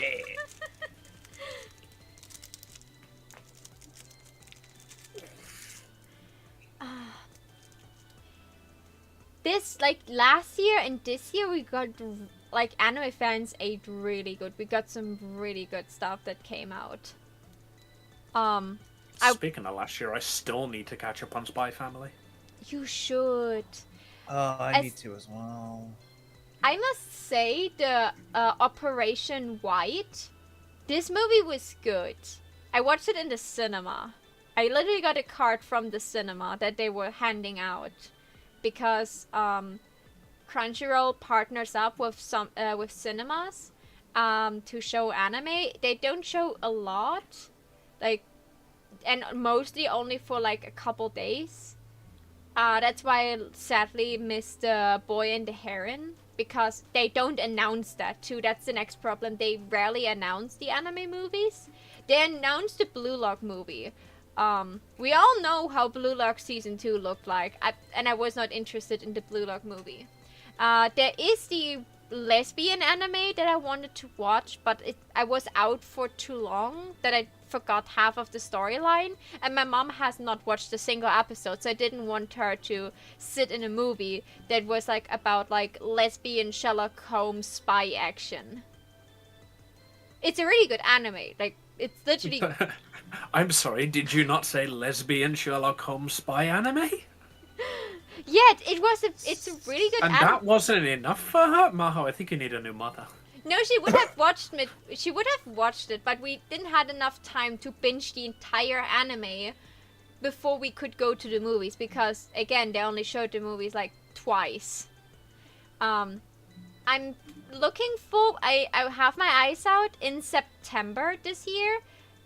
They want to bring out the new Demon Slayer movie, so the Infinite Castle.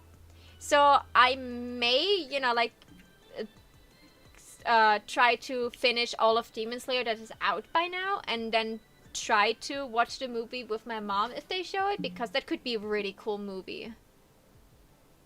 It also had already a German trailer, so I'm pretty sure they will also publish it in Germany at the same time.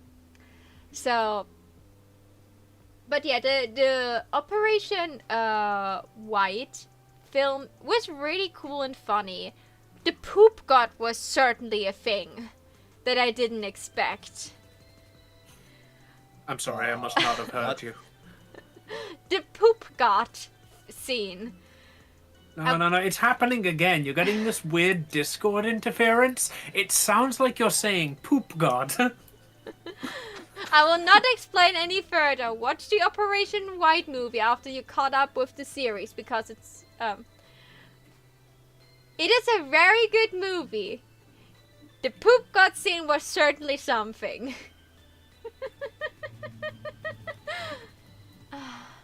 I'm so looking forward to Spy X Family, like, reaching the point where, one, we get a time skip. I would be certainly up for a time skip at some point. Two, the operation goes well. I saw, like, some spoilers of the recent chapters that scared the shit out of me.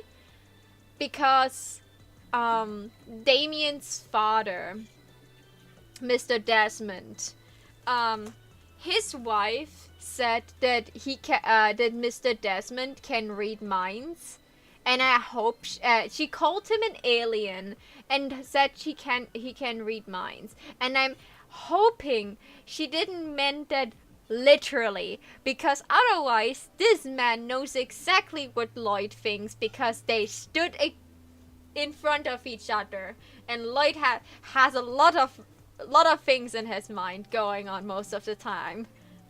Like, we can see how those things go with Anya. Like, if this man can actually read minds, then Lloyd is fucked. But also, like,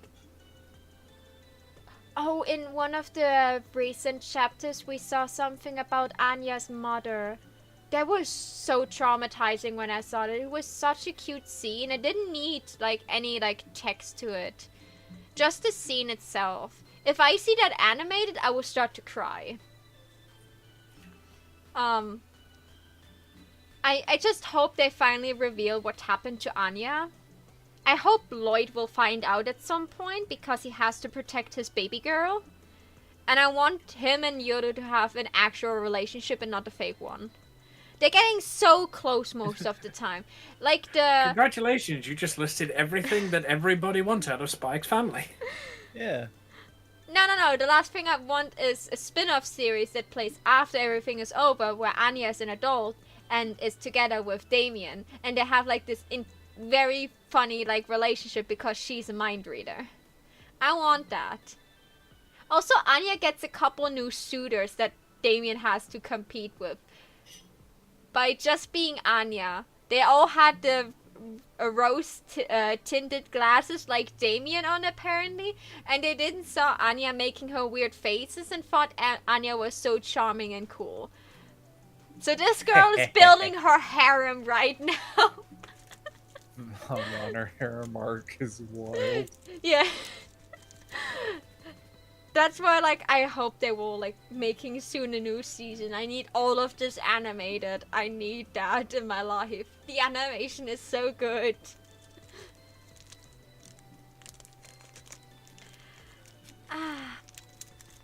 Also, Black Butler comes out with a new arc soon. What I maybe have to actually sit down and, you know, like, watch, like, the public school arc that I haven't watched yet, and so I can watch the new arc. Because I read part of the new arc as a manga a couple years ago. And if it shows what I read in the manga it would show, this would be an incredible scene to see animated. Like, it is not Sebastian's demon form that I'm still googling every half a year to see if finally the manga dropped how he actually looks. We only know he wears high heels so far. Like Good enough for me. I want to see the rest. I want to see what the high heels are attached to, you know? Like, this man could wear whatever he wants and still be sexy. But I want to see what the high heels are attached to. But seeing Sebastian cry is certainly on high end list of what I want to see. Seeing, you know, like seeing pretty men shed tears can sometimes tingle in all the right ways. And because I talk so much, Amy, what is the game you're obsessed with right now? Well, you see, when we started talking about Weebs doing a Weebs Ramble about this week, I was pretty sure that my topic of conversation would be Marvel Rivals. Marvel Rivals has updated like a week and a half ago to add 2 new heroes. I have not touched the update at all, even though I was thoroughly addicted to the game pre-update. Because Monster Hunter Wilds has also released. And I've basically done nothing but play that. How is it? It is really good. There's a lot of people online complaining that it's just Monster Hunter World but easier. It's like they make it like too dumbed down for new players. You know, all the same sort of complaints. And I don't think that's the case like at all. It's still challenging. It's got the quality of life stuff that we've been begging for since we started Worlds. People just want to complain. Wilds is genuinely a really good entry to the Monster Hunter franchise, and if you are into Monster Hunter, I 100% suggest you give it a try. Don't let the haters get you down. How are the monsters? How's the graphics? How's the woman? Okay, we don't mention the graphics. How's the blonde woman that is not me that you're obsessed over? I love Gemma so much. She's amazing. I'm sure there's a plot in the game, but unfortunately Gemma's in most of the scenes, so I can't really pay attention to the plot. You know, fair enough. She is amazing. She is so hot that she got me banned from TikTok again. Oh, I was drawing Gemma as a mouse girl fairy, and TikTok labeled it as sexually suggestive content, so I received a week ban from live. I was like, okay, fine, sure, why not? Yeah, that was so surprising for me because don't come back and ban me for it afterwards. But I was streaming drawing a piece of Cloak and Dagger from Marvel Rivals, and they both were not a lot of clothes. They're like having like this very sexy ball gown action going on. And there's literally an entire segment in this stream where I was talking about that I was looking for a reference, and I was like gushing over faceless bald man just because they had like yummy chests, and I was like falling down a rabbit hole. Instead of finding reference, I was just gushing over shirtless man. Yeah. I didn't show the shirtless man, but they could see That's my the shirtless one thing that action. really annoyed me about the ban is that, like, at the point that they say that there was sexually suggestive content, she didn't even have a face yet. I was literally just outlining the body. wow. It's like, of course there was no sexually suggestive content or innuendo or pose. She was literally just a fucking figure at the time. She couldn't give you the fuck me eyes. She didn't have eyes.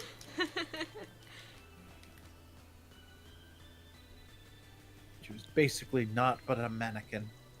Yeah, like I mean, yeah, literally that was it. The issue was that they're saying it was sexually suggestive posing, I assume, because I hadn't drawn the clothes on her yet. Because it was in the first 10 minutes of the art piece, and I'd literally just drawn the mannequin. And apparently TikTok finds mannequins sexy. Wow. TikTok mannequin fetish confirmed. So, what I would recommend you to do at this point to not have this happen again, if like I tried to compare like your art piece with my art piece, mine was past the stage. They already were covered with clothes a little bit. You know, like the nipples were covered with clothes, but for Dagger, but she's wearing something. But you could like very much see like my pose reference underneath with like the mannequin lining. So I would recommend you, even if you don't need it, to make those lines like around the joints or something like this, to showcase Had that those this, in there. and across in the face and some lines on top of the body that makes it look like more like a mannequin.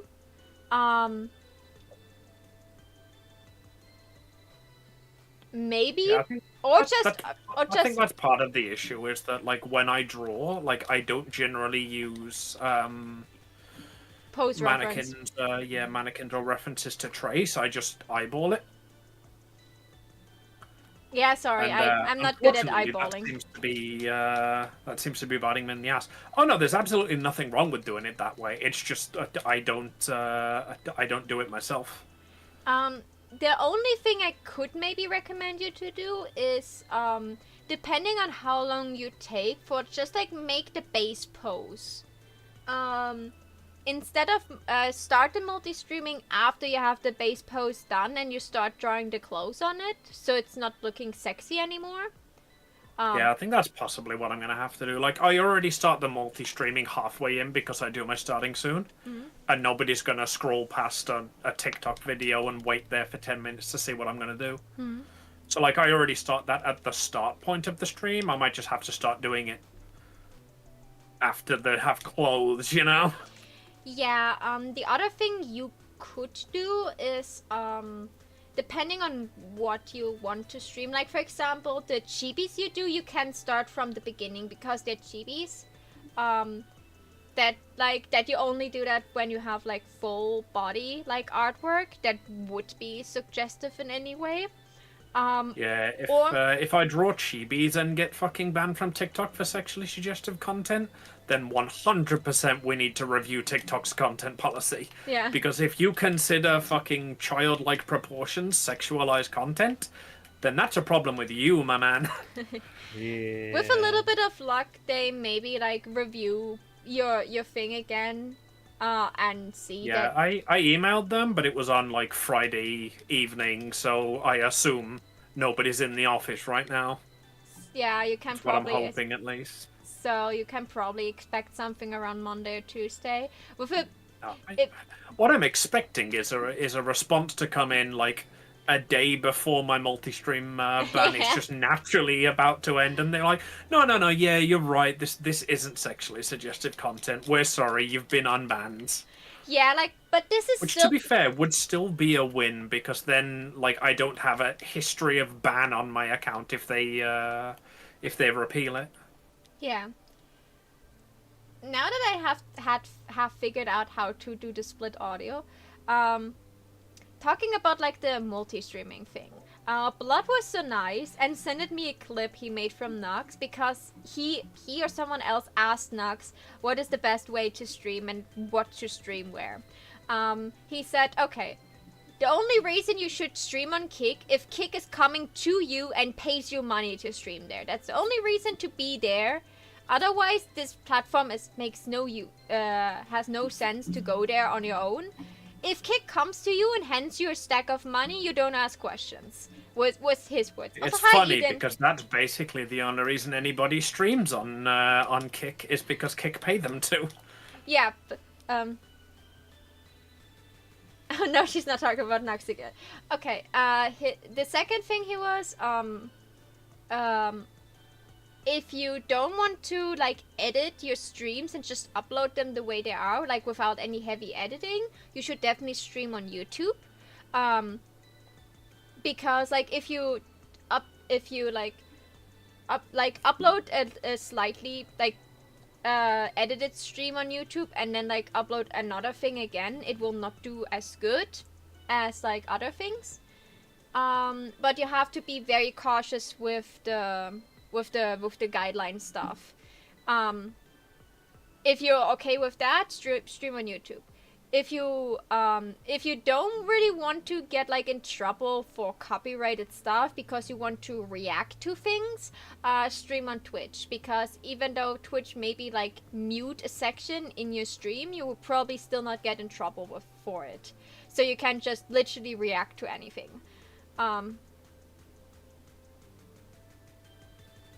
Cause they got banned everywhere. Everyone mildly respectable. Fair. Yeah, but like Basically, if you're streaming on Kick, probably the audience you want to be streaming to. yeah, like I like that he was so open about it. He said, yeah, I'm only on Kick because they paid me money to come over there. So I do a couple streams on Kick and a couple streams like on Twitch and stuff. And I can at least, like respect that he's open about this. Like, I don't want to go to Kick. Kick will definitely doesn't want me there. I'm way too wholesome for them. But like, I like how he like split that up to make it a little bit more understandable. He said, if you stream on YouTube, still multi-stream on Twitch if you want. You don't lose anything with it. But he was like highly recommending to like, if you want to grow and if you can upload your streams or stream on YouTube without like heavy editing the stream afterwards, you should just do it. What I think was a nice thing to say, he said he didn't really recommend TikTok. He means like those are not really platforms to grow on or something, but like they're good for like small advertisement to get like people to check out your stuff. But yeah, like that is more or less why I want to stream on TikTok. I don't want to do well on TikTok. I want people to see me on TikTok, notice that I stream to other platforms, and go to those. yeah, also TikTok is really good if you make a clip there. After you just like cut the clip out, you can use all the editing tools you can use for normal TikTok video editing. And I don't know since when, but now after you made a TikTok and you published it, it will be saved on your phone as a normal video without like the TikTok watermark or anything. So you can easily take this video that you could edit in all the good ways and upload it on other platforms. What I think is nice. Yeah, they are trying so desperately to get people to use TikTok Studio that they've decided to just allow you to use TikTok Studio and remove the watermark, because they're hoping that people will then use it, realize it's kind of good for them, and keep using it. Yeah, like especially if I just want to, like I have one video, I just want to upload it. I don't want to like install the editing software on my PC and go through like an hour of editing. A lot of the features that TikTok has are good enough, at least good enough, that you can just like use them as they are and have a at least decently quality edited short. And I think that is good enough, especially because it makes easy for you to cut and slow and speed things up. I'm not an expert in editing, so my edited videos are still not really good, but at least they have a level of editing in them. How do the TikTok sounds work? Because like I've got my fucking video I've done up for the Amy, like for the King ref sheet. I just need to get some audio for it. You can just like when you're inside of the editing thing, you can just like select that you want to add music to it. There are also they also have like a selection of sound effects you can edit in, but most of them are like not the type of sounds I was looking for when I was editing a video. But they have like a good selection of like sound effects, and then you can just have like their big music selection. It helps if you know what music you're looking for. But like if you know the name, but otherwise you can just like type in lo-fi and then just like pick a lo-fi track that is long enough for this for the clip. Yeah, that's what I was thinking. Is like I can either just talk for a minute about King and her backstory, or I can just cut out the middleman and fucking pick a random trending TikTok sound. You could like search for a TikTok sound that would be fitting to have like King explained in any way. Or you can have your sound and music. You can also just like record yourself and then just like put in this audio and music at the same time. So I can't be bothered to record a voice line, so I might do music instead to save myself the effort. Maho's suggestion is, why not do both? Why not put in twice the effort? No, annoyingly, you're right. That's a good idea. It's like for the Spyro video I did, I went and fucking found the Spyro OP. Yeah, like I noticed like when I like used like some game themed audio, like the videos were definitely not doing as good.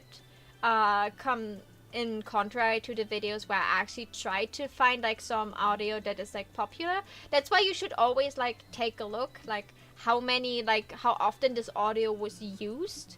That way, you know, like, okay, you could just like pick an audio that was used a lot.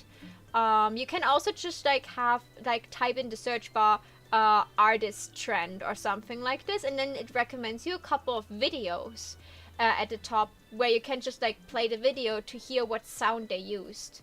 That's the other thing that's considering is those sounds that people release that are just like, hey guys, you know the best way that you can support a small artist is by clicking all 87 of the like, follow and share buttons, and then use this audio to share your own art, and maybe drop a link to my Ko-fi, and find me in the streets and give me a blowjob. You know, those kind of ones.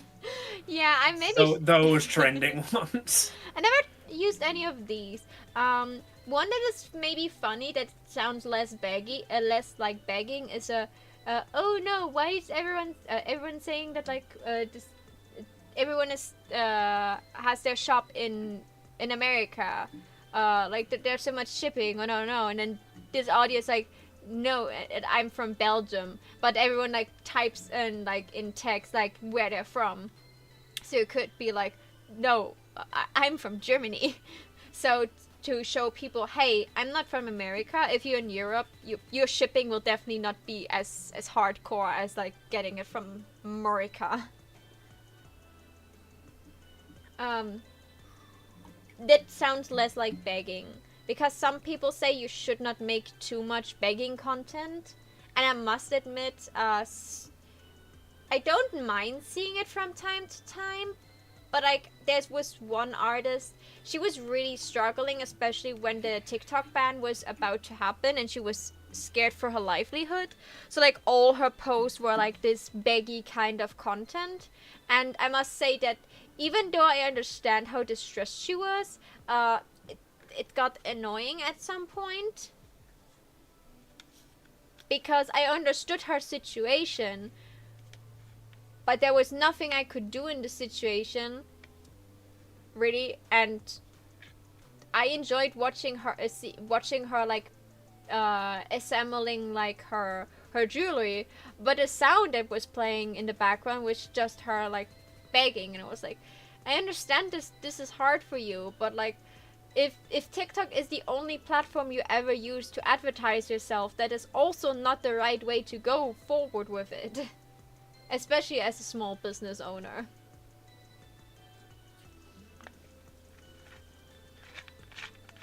So, the whole like self-deprecation like stuff like usually gets like a surprisingly good view to like ratio. With the, oh, no one likes Mart.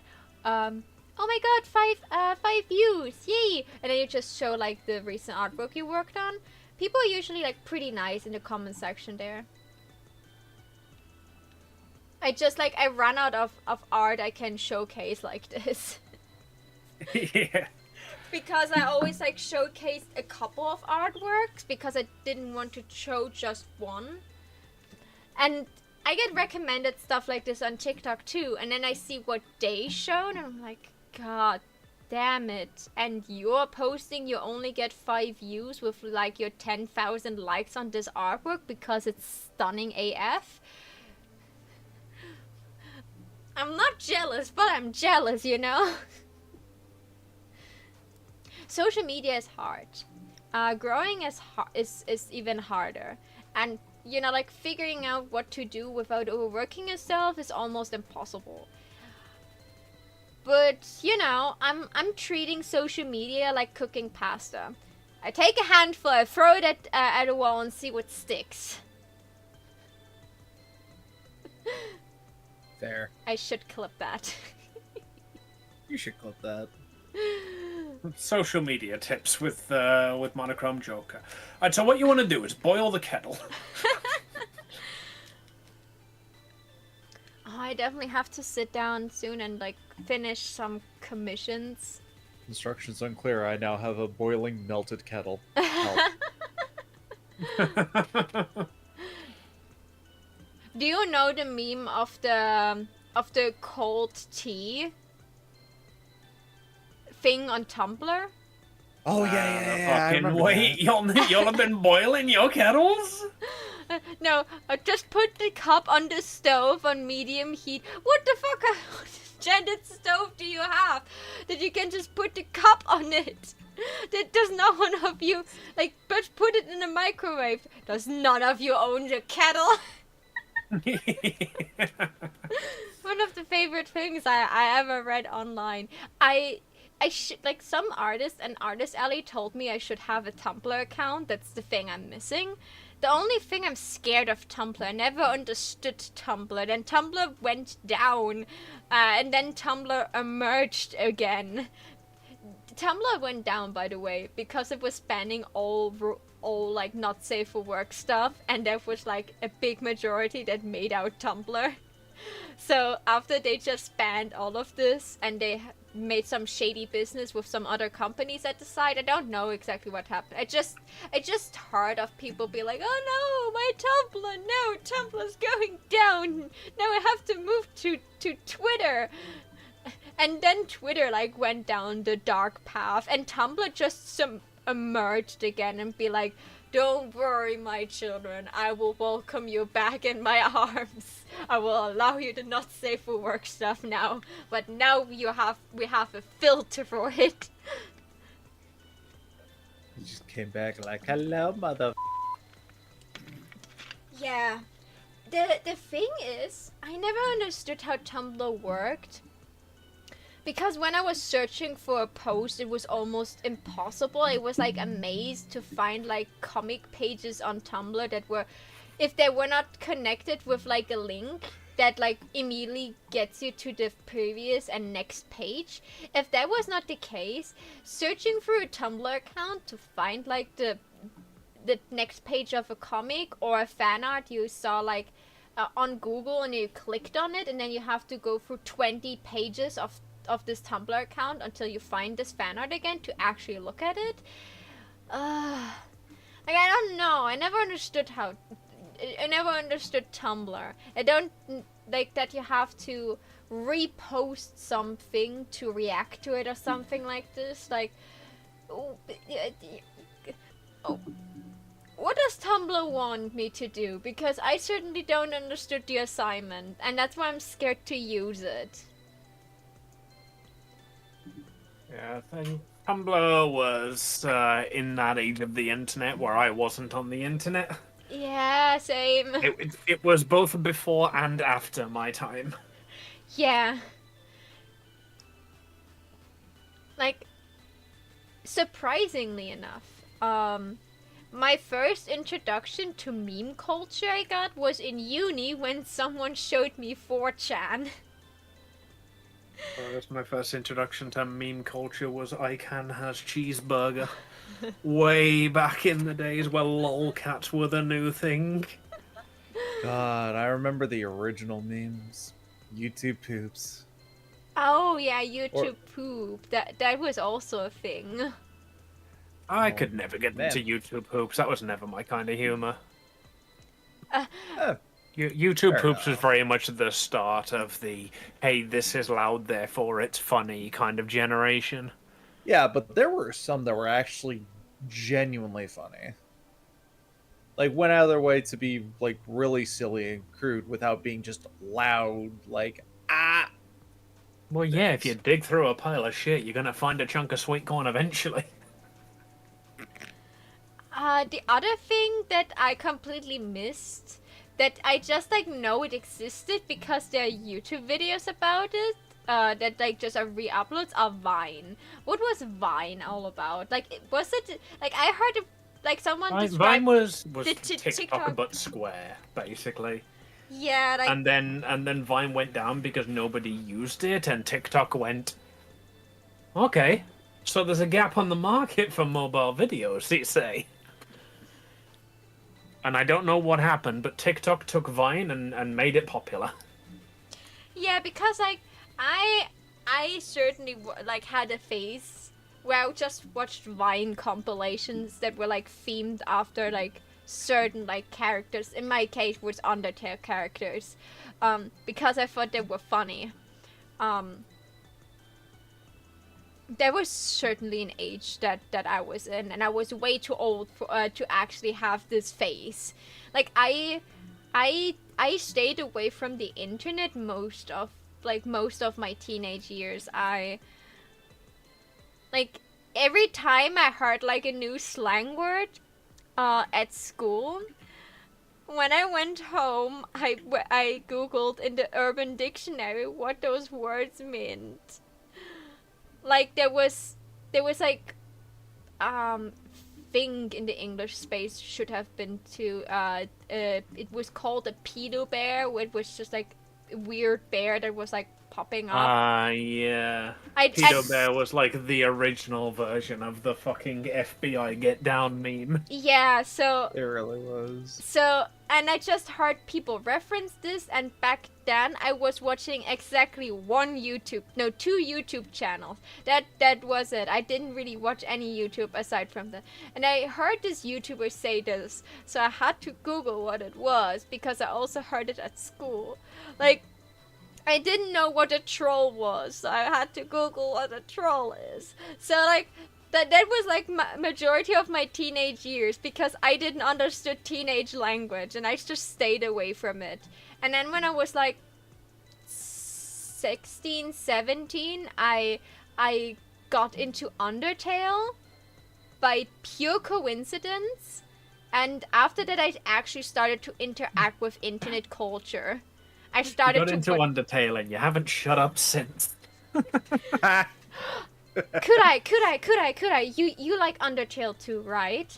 Oh yeah, I love Undertale. Have you played Undertale yet? You should. I haven't gotten around to it, but you know, I can you send me a link to where I can get it? Yeah, I can send you the link for it. It is. Heck yeah. It's absolutely. Christ, you can taste the passion. Okay. Do you want to be spoiled or do you not want to be spoiled about it? Because otherwise I will. I tend to go in blind for all of these. Okay, Undertale, Rune, but I'll likely be. Yeah. Then I will shut up now, okay? Because I played it for 10 hours on my stream anniversary. I played it this Thursday again. And I will probably play it on Wednesday to finally get my pacifist ending.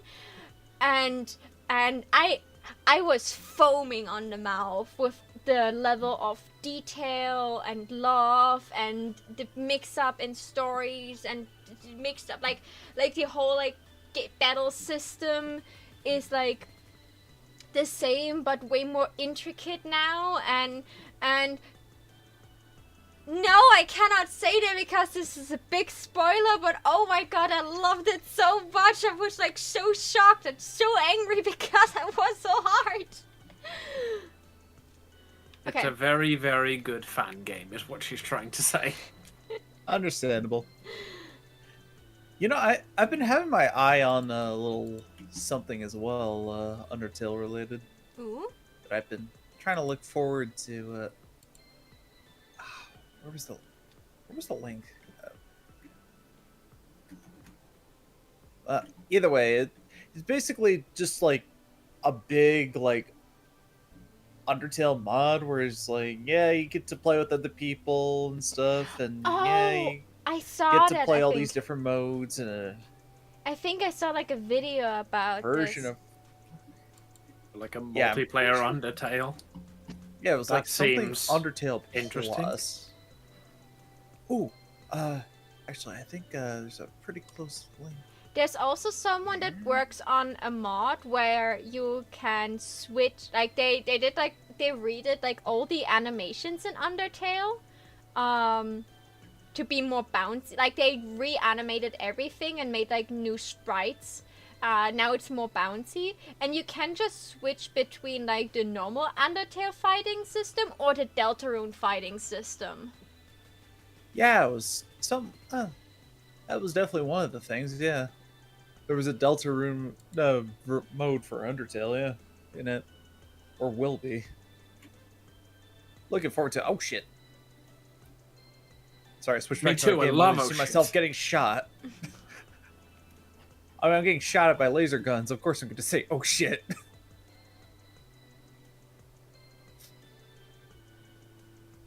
Now, I'm no expert at Warframe, but I'm going to assume, as with many video games, that bullets hurt. Yes, as do lasers.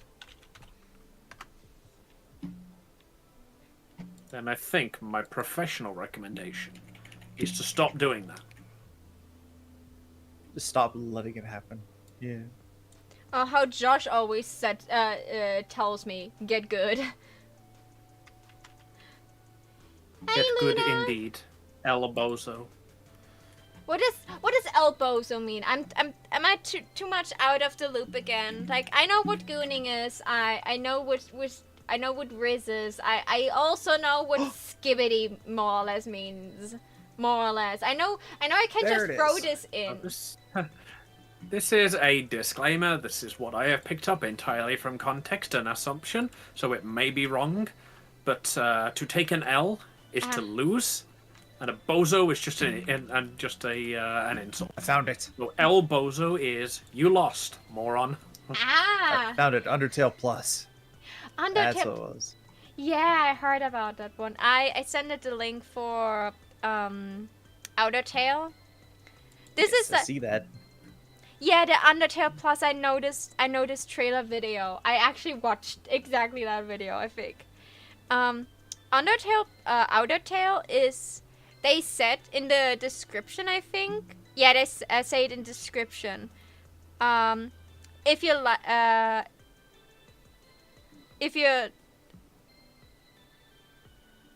like me and want to experience Undertale for the first time again, this is for you. Like, this is how are you guys? I'm good. I'm fangirling about something again. So a typical Sunday.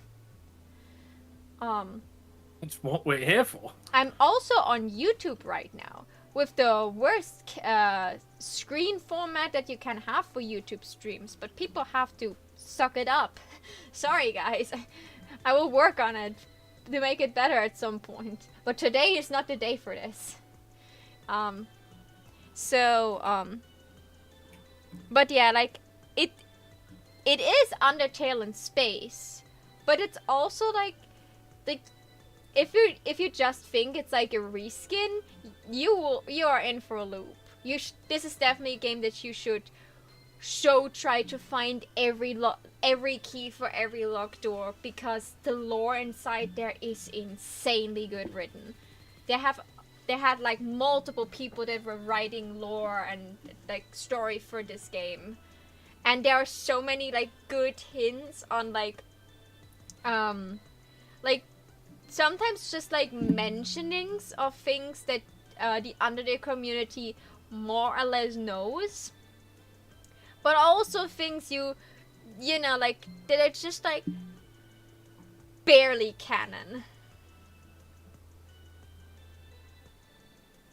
Yeah. What- I know Outer Tale's been a concept for like ages. Yeah. So glad to see that, fan game actually does exist finally. One thing I tell you, but this is something the game tells you in the beginning. You know how you can flirt with some creatures?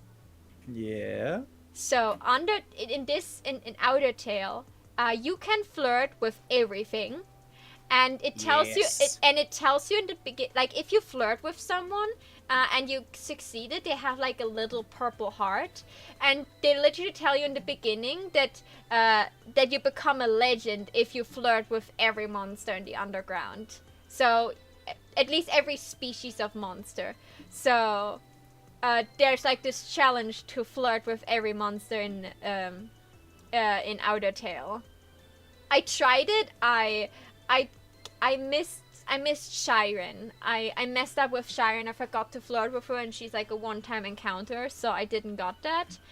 And also, like, you have to think more if you want to do Mercy. Like, they made, like Mercy a whole new strategy. You actually have to use your brain to figure out what you have to do and to say to activate the Mercy function. Excellent. And there's something with Toriel that I just was so happy over. Ooh.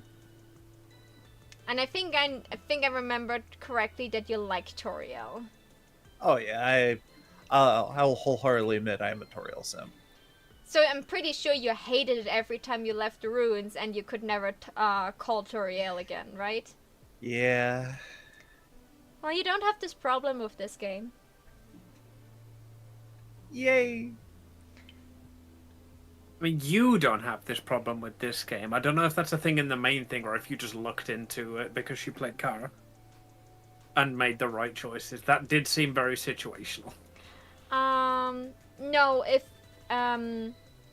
this entire encounter I think happened because I was not, on a murder spree. As long as So I'm pretty sure it's for neutral run. This is for neutral and pacifist run. This is just like something that happens. I don't know for I cannot speak for genocide run, but of course you cannot call someone that is dead. So, so I cannot speak for the. Call them up. Their only dialogue line is, "No, I'm still mad at you." You killed me. I'm mad at you. Go away. Um. Go away, Like- stupid. Definitely, the other thing is definitely like Sans and Papyrus. God, I love them, and I love them in this game even more. This game like found like some things that were never explained in Undertale and gave them explanations, what was really cool. And it still didn't feel like it was like making fun of Undertale and like I can do it better, and more like a love letter to Undertale. Like, I love this game and I have been in this fan community for so long that I, like made a fan game and I just like tweaked a couple of things. And Nice. and all the just the normal battles are all a tiny bit harder. Like, I was not too happy about that because I'm already bad as it is. I took an hour to beat Mettaton. Oh dear. Shall we talk about the papyrus fight? It was the best. It is the best feature that ever implemented. This feature only works because Papyrus is Papyrus. But let's just say, I raged really hard with Papyrus because they made him harder. And Oh dear. if you, I'm guessing you don't have skill issues like I do. So you probably don't see that happening. So this is not a spoiler, this is something you wouldn't encounter normally. If you lose too many times against Papyrus, Papyrus asks you if you want to continue fighting him or if you just want to stop it. So he's just... Oh, he does that in the default game too. If Then he I'm- defeats you too many times, he's just like, you want to just. All I right. did not know that. I neither, and I died a lot of times to Papyrus. Probably because... I guess we're just too good at the game, huh, Mo? Oh, you can't actually die to default papyrus. I know, you cannot die to him, but like you Which I love. I love too. That's I You know thought that was I thought it was a unique feature, because like I usually only took like 2 or 3 attempts to defeat Papyrus or to survive Papyrus. You know what's also really funny about that? What? That speaks a lot about Papyrus's control. Like, he can actively just will not kill you. Even Toriel can accidentally kill you if you're a skill issue enough. Yeah, like if your HP gets low enough, Toriel will miss you on purpose, but you can still run into her attack and die. And then she has a really shocked expression. Let's just say I tried that. It's a little convoluted to actually get, a Toriel death, but, Papyrus, he outright cannot kill you. Yeah, like Papyrus He's is actually really he's has a actually lot of control. yeah, He's like amazing. and now imagine, because like you never saw Papyrus' special attack because the annoying dog stole it. Let's just say that doesn't happen in Outer Tail. That was a shock when Papyrus pulled out his special attack. I will not say what it was, but it's probably what you could think what it is. I was just like so shocked when he was like, and now you come to my special attack, and I immediately died to it. Jeez. And then I had to stock up on items again, because that's the only downside to not actually dying. You don't get the items back you used. Never played it? I am an Undertale fangirl, so I will obviously tell you to play it, but you don't have to. Undertale is a very specific game. If you're just interested in the story, just like watch someone just watch a Let's Play or watch some lore dives into Undertale. They're always like really interesting. Undertale is one of those games that I will always recommend, and I am not a person who likes like pixelated games normally, but Yeah. Undertale is like just an automatic like recommendation from me. It is a very, very high quality choices matter game, and your choices matter for a damn change. Yeah. I think you watched mostly me playing Outer Tale. I would still recommend it to you to play it yourself, because you're probably not struggling as much as I do.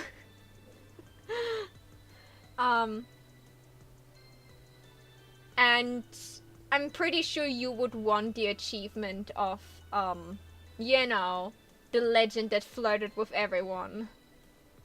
Oh, absolutely. It is my birthright. Mine too.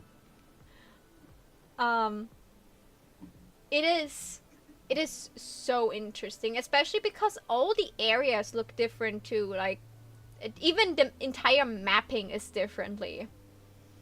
The dialogue is so much differently. Some dialogues are the same, some are not. Some encounters are completely out of order, how you would expect them. Muffet is definitely not happening when you expect a Muffet fight. I was very, very surprised to see Muffet at that point in time. And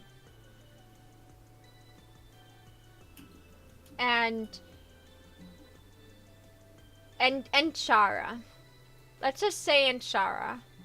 They finally made something with them, and it was a good choice. And Flowey is a star in this one. That makes sense in a way. It's just he doesn't change his ways. And the Flowey battle is the most insane thing I experienced. Like, I was not expecting what they did, but what they did was so cool. It also forced me to learn a bunch of new tricks that I would never learn in that case. And every time I survived the phase, I was like, oh my god, I survived it. Oh my god, I survived. Thank god. Just to give me something even more difficult in the next round. Sounds about right. Mm-hmm. And apparently the pacifist run, like, I started the pacifist run, and this is not how the pacifist run goes. So I'm very confused and also amazed, and also, why the fuck does it need to be so difficult? I have 20 HP in total, and you're telling me that everyone is hurting me for what, 5 or something like this. I'm not good at dodging. What is dodging? Can you eat that? I say that in literally every game where dodging is an ability. I never figured out how to actually do it. I'm sucking at dodging in Genshin. I suck at dodging in Love and Deep Space, because this is a fighting game, by the way. I suck at dodging in Undertale.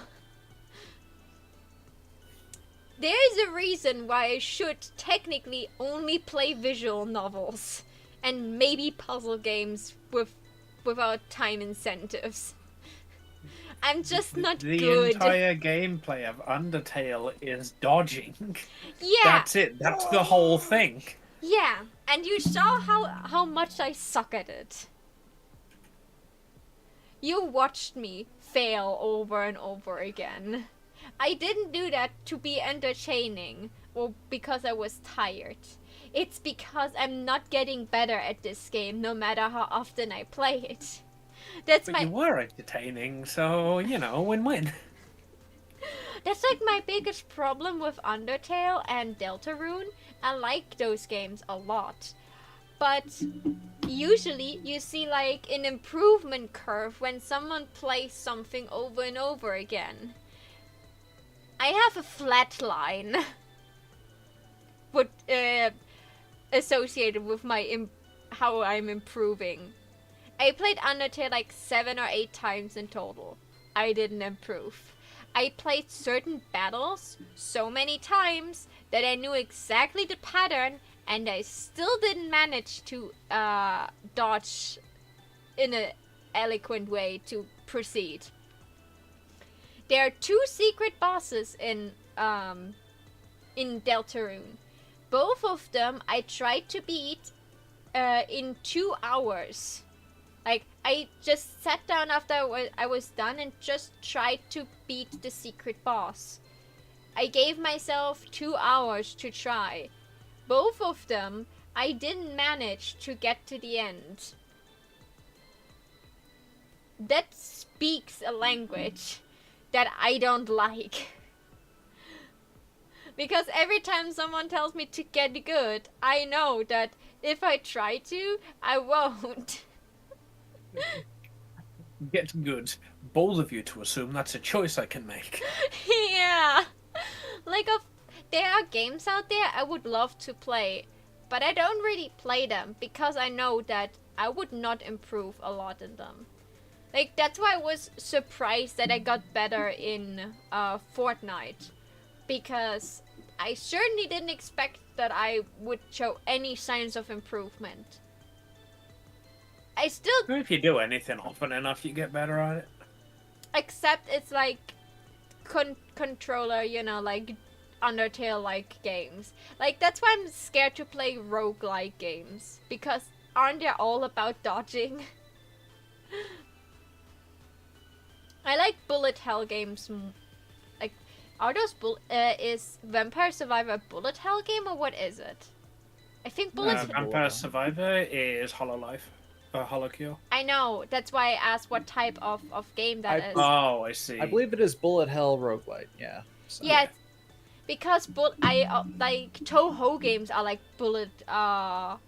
Yeah. Bullet hell games, but they're completely different to what you have in Vampire Survivor or Holocure, because I love those types of games where you just like you get abilities and you level them up, and then you have armies of monsters that swarm you and you have to survive them.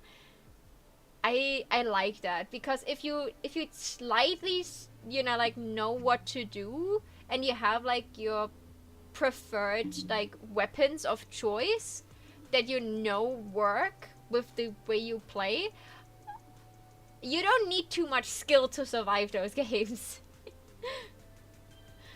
You just need to be a tiny bit strategic. I definitely like Holocure is the reason I maybe want to get Vampire Survivors at some point, because I know Holocure is literally just like a reskin version of this game. By the way, I almost got all the achievements that were newly added with the new update. That is saying something about me. I definitely have to install it on this PC again and hope that it will transfer how far I got, because I unlocked all the girls. I almost unlocked all of the girls' new outfits that were added. I have almost all my girls at max level, so when I start playing with one, I get a bunch of their abilities like unlocked immediately and don't have to unlock them with level ups. Only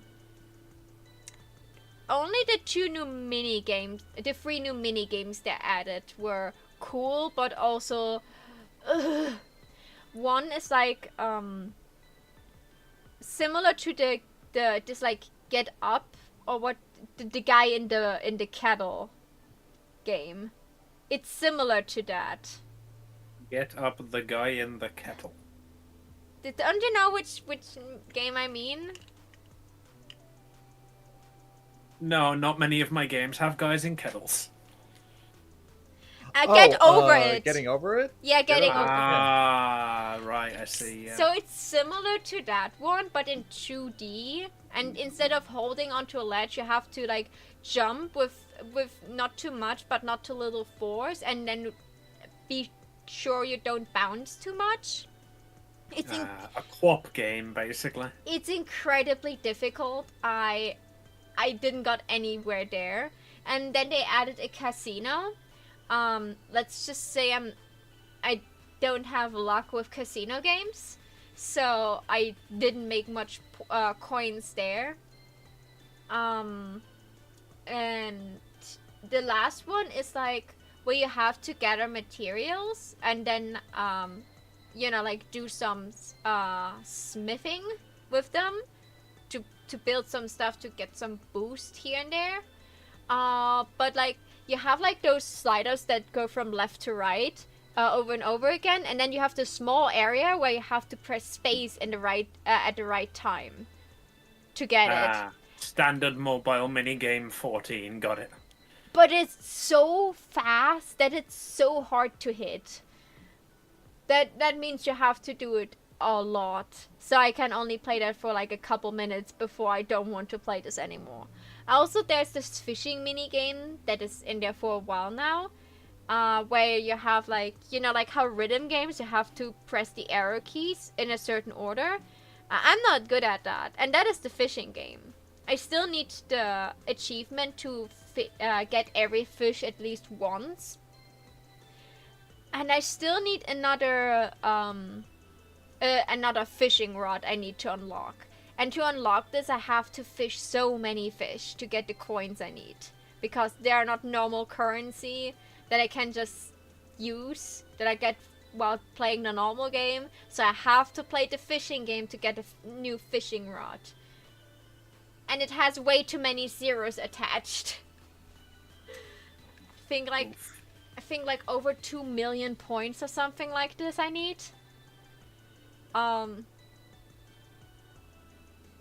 So there are some achievements I don't have, but most of the just plain playing achievements are almost all of them I got. Even the ones that were really difficult to get, for example, win a round without moving.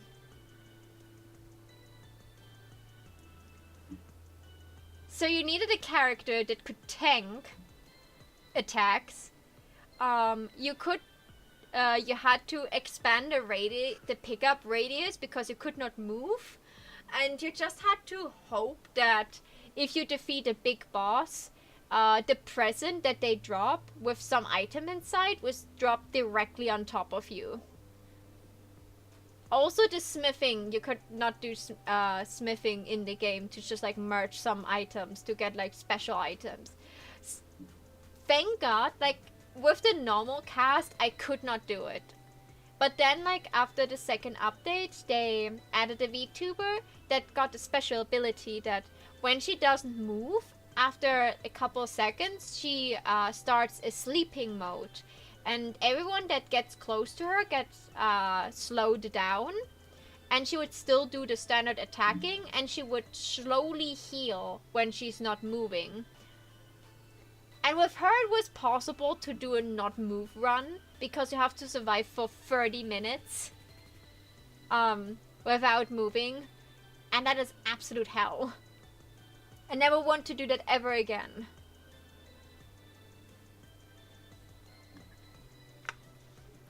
I do enjoy, challenges inside roguelike games. Yeah, challenges are cool and great. But I'm a slut for achievements. I love getting achievements. So if a game gives me the illusion I could manage to get all the achievements, I want it. The last achievement you get in Holocure is unlock all the other achievements. If you got all the other achievements, you unlock an achievement called Touch Some Grass. I love that achievement. I would love to get it. I probably won't. I'm desperately trying not to mention Balatro.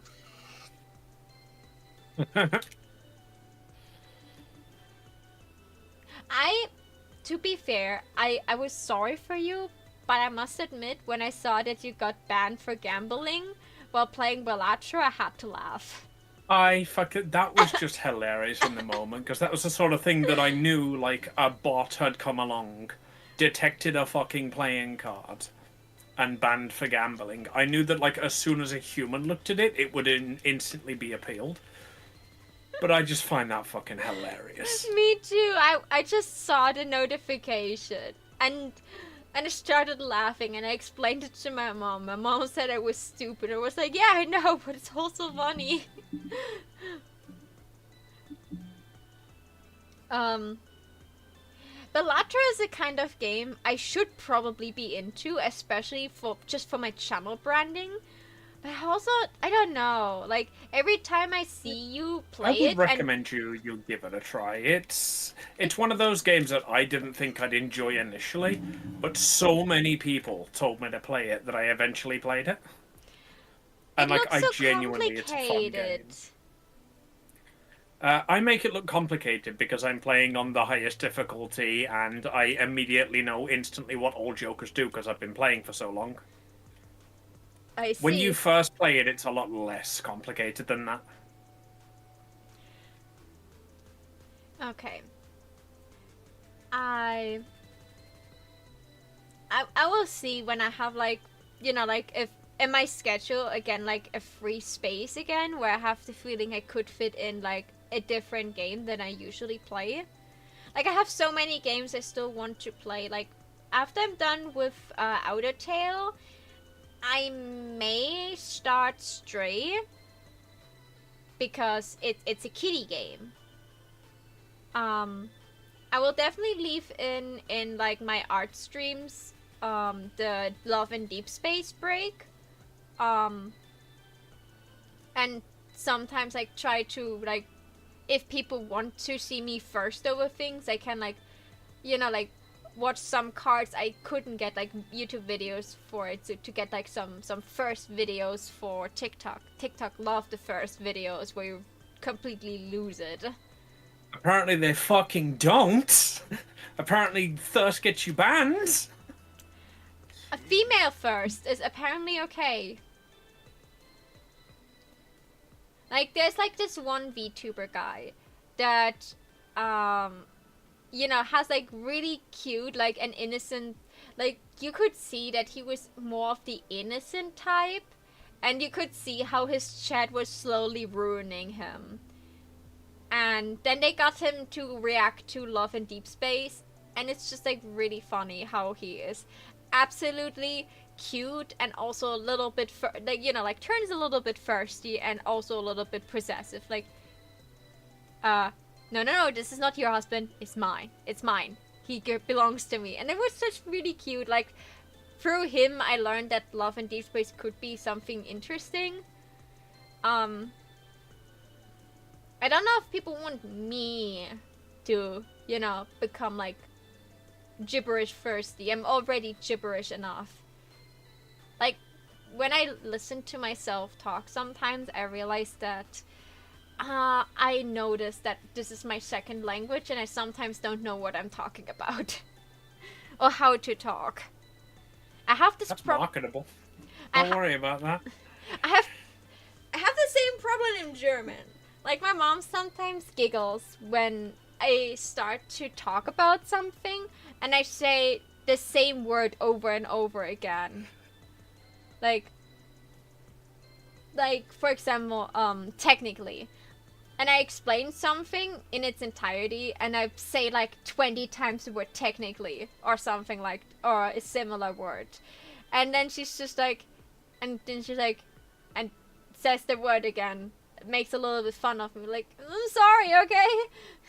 I'm just excited. It's 2 a.m. My brain is not braining anymore. I literally did that earlier on in the stream. I don't remember what the word was, but I realized I said it like 4 or 5 times in one sentence. So I then just spammed it. Yeah.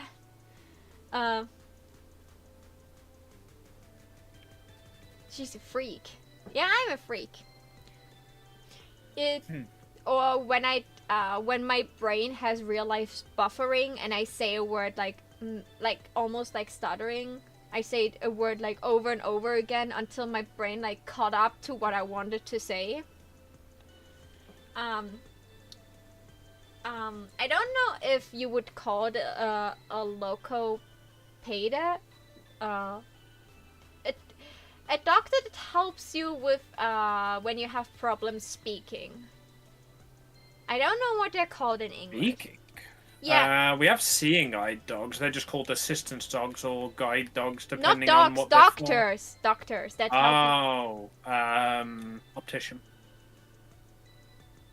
When you have trouble speaking, vocal coach. Vocal coach. Okay. Like, we have, in German, you call them Lokopäde, what is an awful word for someone that has, like, a stutter or something similar.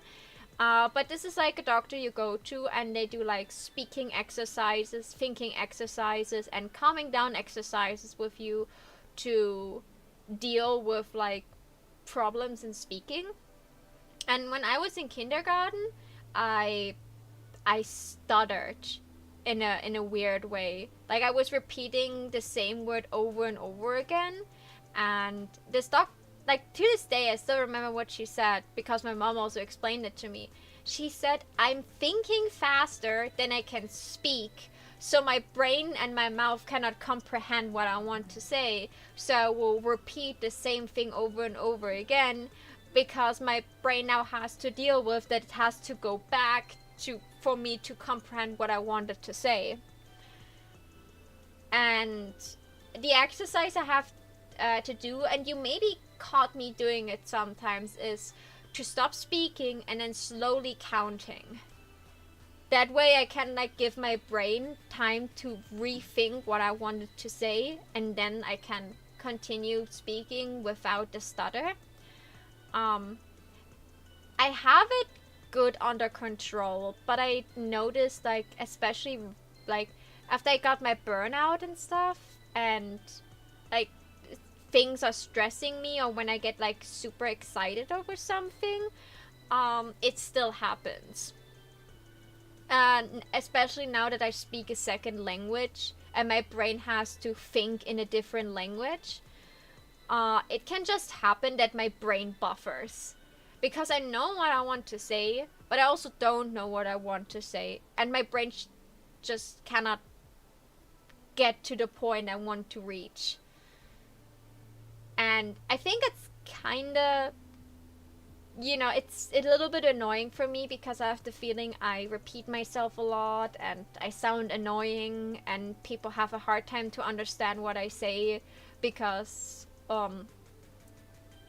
of all the repeating or the stuttering in between. Like, sometimes I watch a clip and be like, oh my god, that would have been such a good clip if I wouldn't completely butcher what I wanted to say. Yeah, that's one of the reasons I don't want to make a recording for the TikTok, because I did that for the Bianca one I did, and that was like literally 20 minutes worth of re-recordings. Yeah, like, Just for me stammering and stuttering. Yeah, that's for me too. Unless I have, like, a clear idea what I want to say, I should write a script for what I want to say. That way you can just, like, read along and you don't stutter too much. That's, like, what you should do for, like, video essays, or, like, in general YouTube videos. Like, every YouTuber that, if you make YouTube videos and not just, like, cutting together a stream, they will all tell you to have a script. Yeah, I should script it, shouldn't I? Alright, maybe I'll do that then. I'll just fucking script something up talking about King, and then just throw a TikTok sound with the word King in it in the background. Hey, Eden, you're terminally on TikTok, right? What TikTok sound would I use for King? The song King Again. It's a very, very heartwarming song. There's if you play this song and just mention that one music video, that one anime music video to this song, everyone that watched this video will get PTSD and start crying again. It's a very sad movie. The music video is absolutely great. Emotional manipulation, my favorites.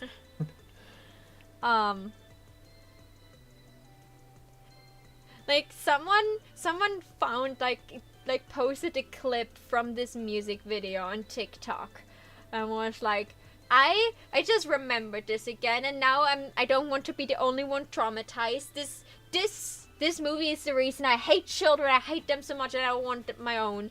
Um, and at first moment I was like, why does she hate children? Like, why? This doesn't make sense. Like, it was not her fault. And yes, it does. Have you ever met a child? Yeah, and then I remembered this scene. I was like, oh my god, she's right. I despise children. This little crotch goblin can burn in hell. And then everyone in the comments is like, no, you opened wounds I thought that healed. Like, no, don't remind me this existed. And this person commented, I had to suffer, so you have now to remember it again. Cry. It was glorious, because this was a certain age of the internet where you would watch AMVs or Nightcore with anime pictures. Like, if I tell you, like, now people call them TikTok versions, and I saw like some millennials and Gen Zs to be like, no, there were not TikTok sounds. Those are Nightcore versions of the song. Get it right, people. We had a good term for it. Don't change it. If you talk about Angel with a shotgun, you immediately have this anime girl with the black wing in your brain. Everything else. Is this that fucking the Fortnite meme? But now instead of, oh my god, it's Goku from Fortnite, it's, oh my god, it's Nightcore from TikTok. No. It's like, oh, it's the TikTok version of the song. Like, no, it's the Nightcore version. Honey, I was listening to that song 15 years before TikTok was a thing. Back in my day, people respected music. Back in my days, we put like cute anime girls like in the background to like a sped up version of a song, and that was hype. This is gonna depress me so much. But I'm gonna find out how long that is. There we go. Fucking 15th of February 2012. Nightcore Angel with a Shotgun was on YouTube. TikTok founding date. Jesus, dude, 2016? Huh. Yeah. TikTok's 9 years old. What? Yeah, I didn't expect that either. It's still outdated by 4 years, though. That was our thing. You can't have it.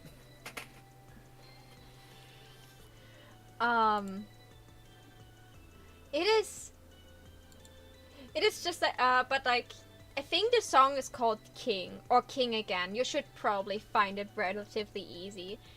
Yeah. It's a woman singing. It's really pretty. It's really calming too.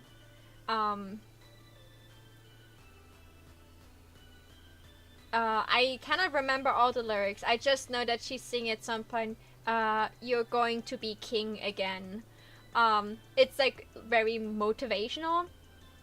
But because I associate this song with an AMV that makes me cry every time I watch it, like, I can not just listen to this song without just like getting all soppy and sad. I'll go find it and we'll traumatize Maho. Yeah. You literally asked for this. I literally asked for this. It's a really good song. I think it would fit really well for King's theme as well. And it has the word king inside. Like, you could use for Queen the Candle Queen song from Gumi from Vocaloid. I love that song, yeah. Mm-hmm.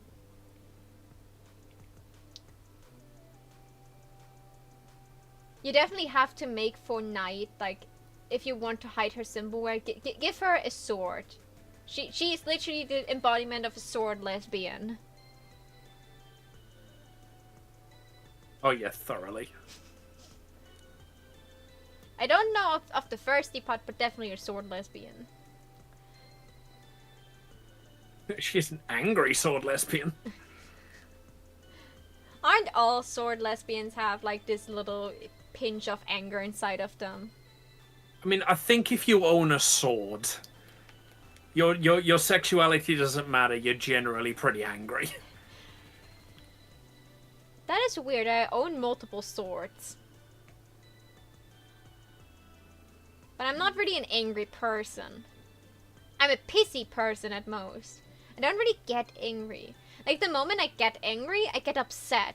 My brain is just like, oh, so we're angry. That means we need to cry now. What is really weird, because, like, I can get pissy at things, but I cannot get, like, in the range of I want to shout at someone angry. I think I never shouted at someone in my life. And if I did, I was already crying because I was upset. So it was like a sad being loud. And I don't know if that is a good or a bad thing. It means like you cannot make me angry, you can make me only disappointed in you kind of deal.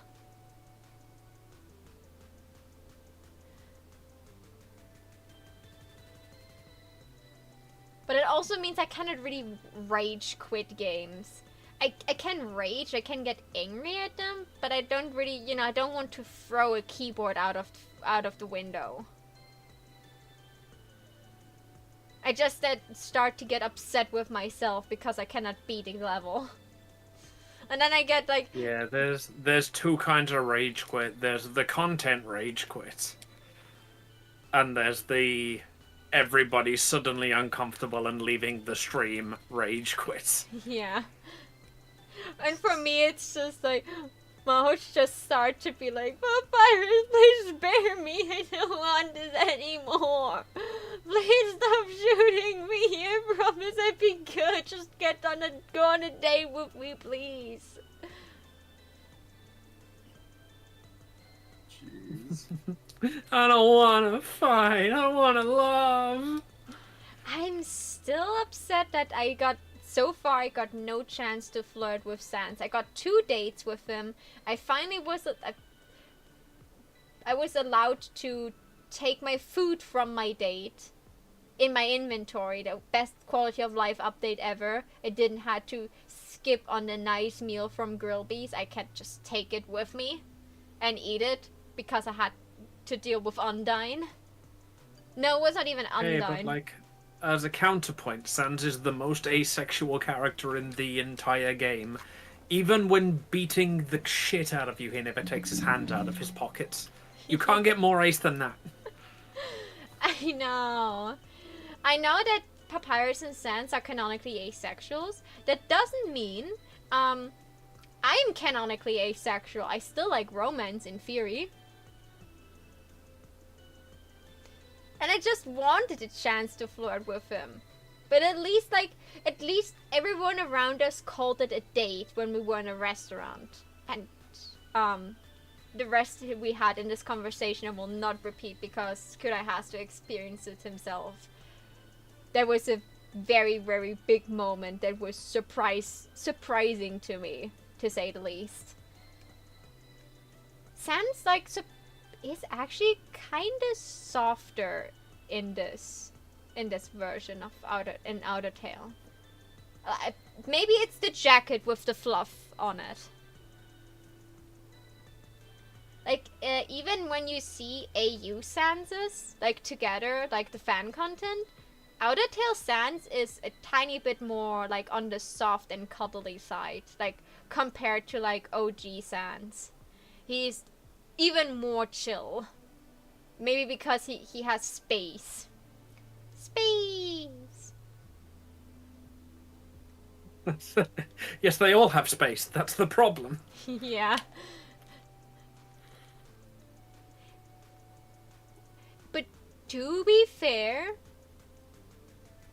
I think being like trapped on like a giant space station where there's an is probably better than being trapped underground. At least you can watch the stars.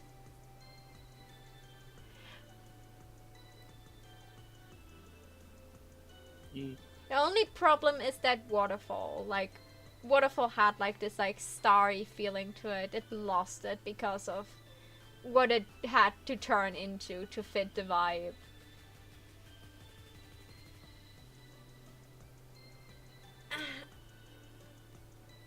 So, anything else any of us obsessed over recently, got into, or wants to get into in the very near future? Want to get into Comic-Con? Hope they emailed me back already. That would be amazing if you got, like, I would highly recommend to check your emails now every day if you don't get notifications for them. I check my business emails every day anyway, so that's why I specifically gave the that address rather than my personal. I also gave my business email, but it's just like a normal email account. I definitely have to like work on some commissions, and then after I'm like get at least like a good chunk of the commissions done, I have to go back to finish some of the fan art that is already started, like Andy and the Marvel Rival one, and then I should start with probably Alien stage art and more Has-Been Hotel. And maybe some Hell of a Boss. I definitely need a keychain of Stolas, because that thing needs to go to my possession. And Undertale. Now that before I do anything, I should sit down and actually make Undertale buttons. People literally ask me for more Undertale stuff, so I guess I will make an Undertale button collection. I already have Sans, so Papyrus. I would love to have Lesser Dog, just like, you know, like the neck is just like doing the ups and downs. Through the entire Lesser button. Dog's a nice no-brainer. He screams merch, doesn't he? Yeah.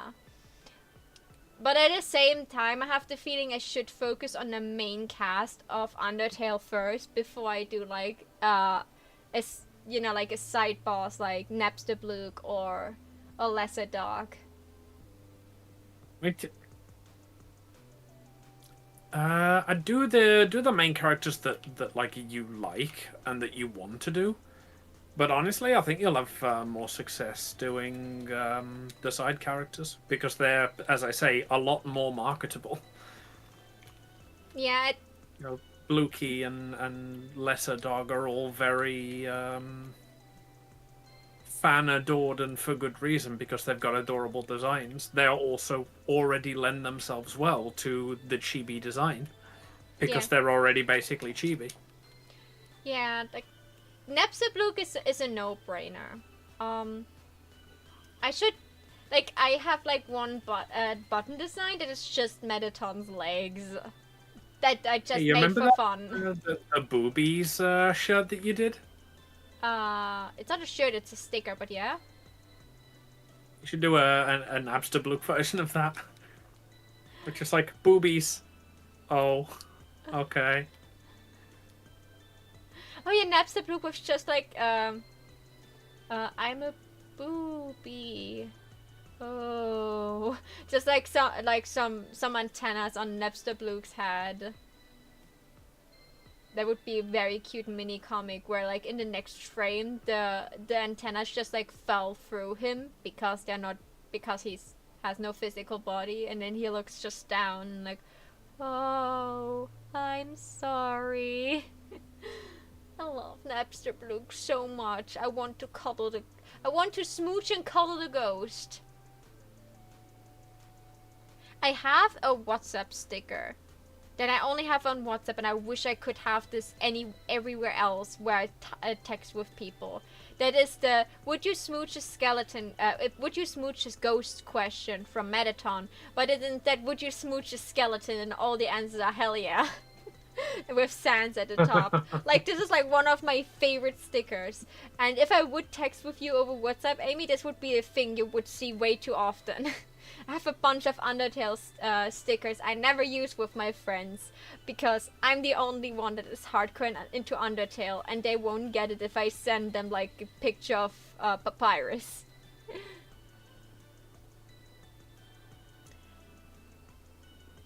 Well, we'll probably draw Papyrus because Papyrus is a must. Probably draw Mettaton's like full form, not the rectangle. And Muffet is definitely a no-brainer. And then afterwards it's probably Toriel and Asgore. And Undyne. And then Alphys. I like Alphys. I maybe do, if I don't want to do them singly, I maybe do the ones together that work together, like Undyne and Alphys. Like, this is a canon ship, right? In the pacifist ending, they're together. It reminds me, I've got a fucking Muffet piece that I've not finished. The amount of work that I've done on it with my current skill level, I genuinely think I could probably get that done in like 2 hours. That's a nice easy much for me to crank out. Yeah. Muffet is definitely best girl. Like, she could tie me up any day. I wouldn't mind that. Hey, Google, order a Muffet cosplay. Sorry, I didn't understand. That's good. I do have a Frisk cosplay. It's not I don't have it, I actually own it completely. Yeah, I saw that one on your cosplay Instagram. Yeah. That's like also my art Instagram. I just moved away. Like I left the cosplay up there. I just like removed like in any post that mentioned just the place I was at. I just removed that. You know, for safety reasons. Obviously, yeah. But I didn't want to make a different like Instagram account. Like when I was like half a year into VTubing, I was like, maybe I should have kept my face a secret. But then I was like, yeah, but I also like, Monochrome Joker was already my Instagram account. If people want to find me, they can find my face. And then I allowed facecam and was like, I don't care anymore. Like, my VTuber and me at least show enough similarities that people cannot be upset with me when they see my real face. They will still be upset. Anybody be upset with you? Your real face is beautiful. I'm a 6. Probably. Maybe a 7 on good days. That's good enough for an average human being. I will beat you. No, you won't. The moment you see me, you will forget all your anger and will just want to hug me. Alright, fine. You're right. I'll bite you.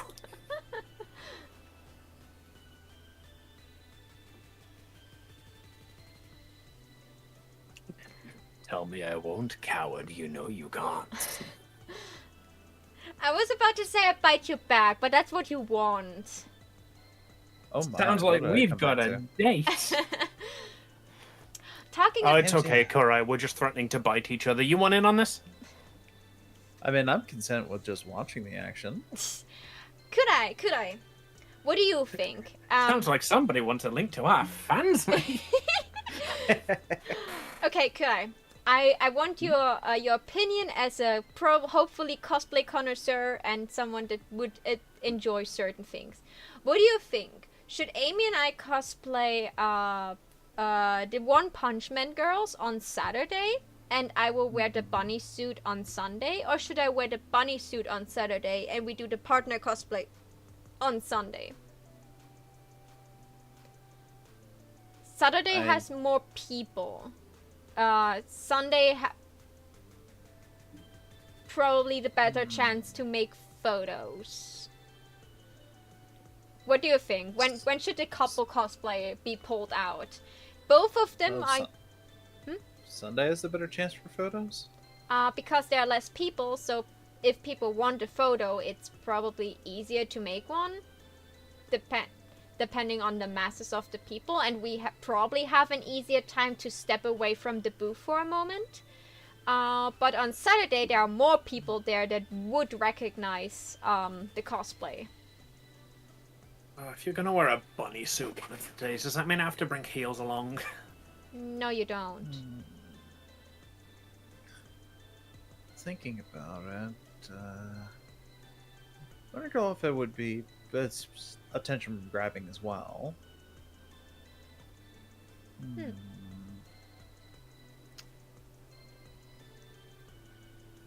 There's always also the potential of more pictures as well with the duo cosplay. Yeah, that's true. Like the duo cosplay is attention grabbing, and the bunny suit is attention grabbing in another way, especially if I bend forward. Yeah, I know plenty of people are suckers for Tatsumaki and her younger sister. Fubuki. Yeah, So what you're saying is I shouldn't ask for a booth next to you, I should ask for a booth across from you. No, then we would have a hard time because the moment every time we are making a photo, my mom has to take care of both our booths. So that's why we bring a helper with us. Yeah, but like, if I have a booth across from you and you have to lean forward to talk to me every time, then we will definitely have a hard time.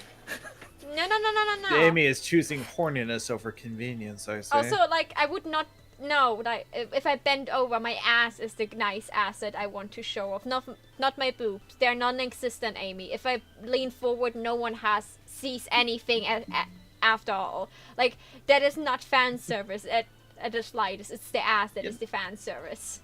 You know, Maho, there are You've plenty of convinced people me, who booth next to you, and I keep dropping things in front of you. Maho, there are plenty of people who do like a smaller chest. I know. You know that, right? I know, but like leaning forward will not add to any the viewing experience, is what I'm saying.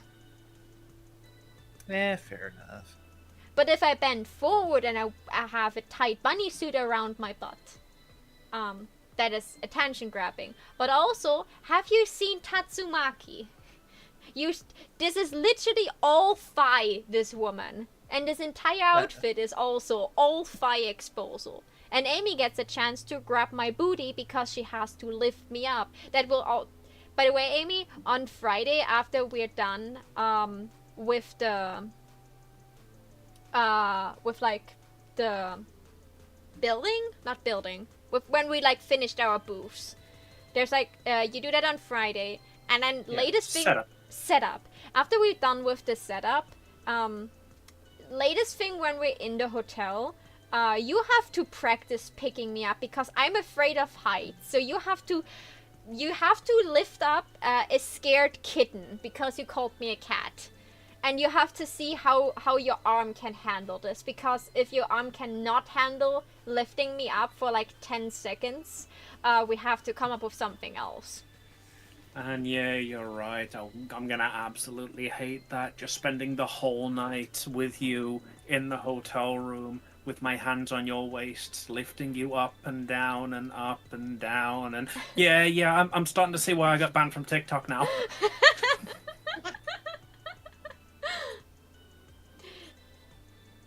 So could I? Final say. Well, if you do the go for the Sunday Tatsumaki and Fubuki cosplays, you have a little more time to practice it, but you will be a little more tired come the. That's also true. Like Saturday is already an exhausting day. Sunday I will be doubled exhausted. And I plan to just cut and dye my hair like Marin from my Dress Up Darling, because that's the bunny suit I have. So I don't have to wear a wig that day. So Saturday is probably the day I'd rather wear a wig than on Sunday, where I'm already tired and I have to clean up the booth afterwards. Yeah. So I would put that in mind. We appear to have a plan. Thank you, Karai. That was actually genuinely helpful.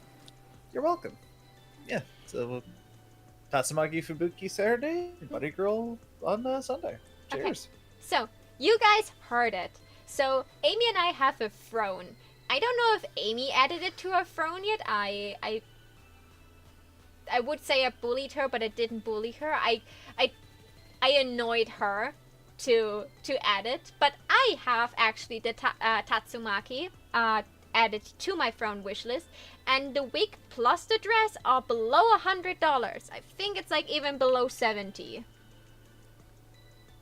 Because it's from the same cosplay site, and the price is good, and even if the cosplay is not the highest quality, it's simple enough that I can just make some alterations. I have a sewing machine and some Okay, needles. the girl is the highest quality. Wish list. It is. At the moment, it's even on sale. It's 40 for the cosplay and 19 for the wig. So, if you guys want me to be, it's tsundere short-tempered short woman, with my little sister that has more bosom than me, get us the cosplay. I'm telling you, this Amy and I have the perfect height difference, and Amy has the right strength in her arm to make me look like I'm flying. And I have the makeup skills to make to give Amy a really good like look. I don't have the makeup skills. I'm blatantly lying, but I will try, okay? Better makeup skills than me, which is enough. Yeah, I can like look up some contouring that we could do to make your face shape a little bit the way you want it. And until then, you're probably like for half a year on HRT. Yeah, HRT, right? Hormones? Open, so yeah, there's a couple of stuff I need to do in the meantime, but I should, at the very least, have started them before the Comic-Con. I will not have any growth yet. Yeah, even but if I would have started like 3 months ago. it's not the growth, but it will also like help you with like bit more feminizing your features over time, as far as I'm aware. That's the hope, yeah. Because Amy finally got the approval for the titty skittles. Yay! And or feminems, or because you had like patches. My name suggestion was gender bug fixing patch, because patch notes and stuff. That was my idea. I thought I was really clever when I came up with it. But it's really long. We've released a patch to fix the bug in the gender. Yeah. Yeah, that was the idea, because he wanted like some puns that like include patches. It was like, okay, patch. Oh, patch notes. Like in games. What was the one I liked at the end?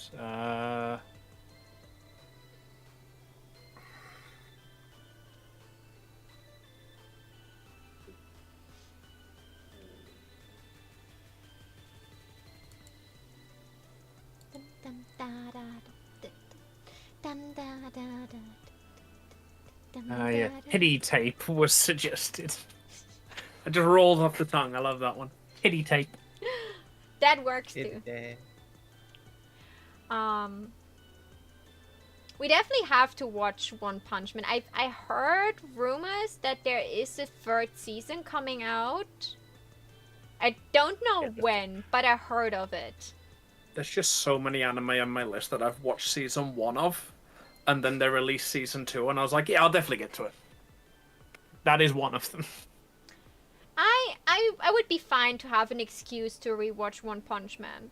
We can also do like combine it with the German lesson you want to do. I think One Punch Man had a decent German dub, and we can just watch it with English subtitles. But we could also just watch it in the Japanese dub. That way we get a good feeling of how they sound. Has Amy watched Devils as a part-timer? I have to watch season 2 of that. That is my Amy's list. I have watched season 1 of Devil as a part-timer, and I was so excited to hear it got a season 2, and then I never watched it. I like the flat-chested sword woman way more than the collie girl with the big boobas, and I hated how much screen time the big booba lady got.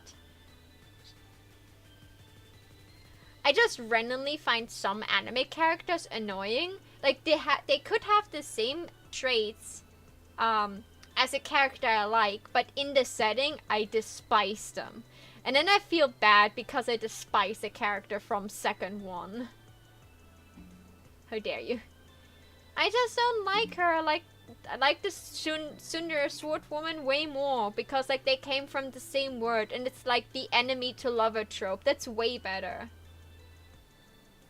She's the #1 McDonald's employee. Yeah, she can be the number one McDonald's employee. That doesn't mean that she's #1 in my heart. She's at least #4 because almost every character in this series comes before her. Hot takes with Maho. I also still need to watch the 3rd season from Psycho-Pass. This is like an anime that was so good, and I liked it so much, and I liked the movie so much. And then there was like a series of short movies coming out that I got no access to because the way they released them in Germany was completely inaccessible, especially because COVID happened then. And then I heard season 3 came out, and I was like, oh my god, season 3. And then I heard who's the main protagonist of season 3, and I immediately was like, no. That B word.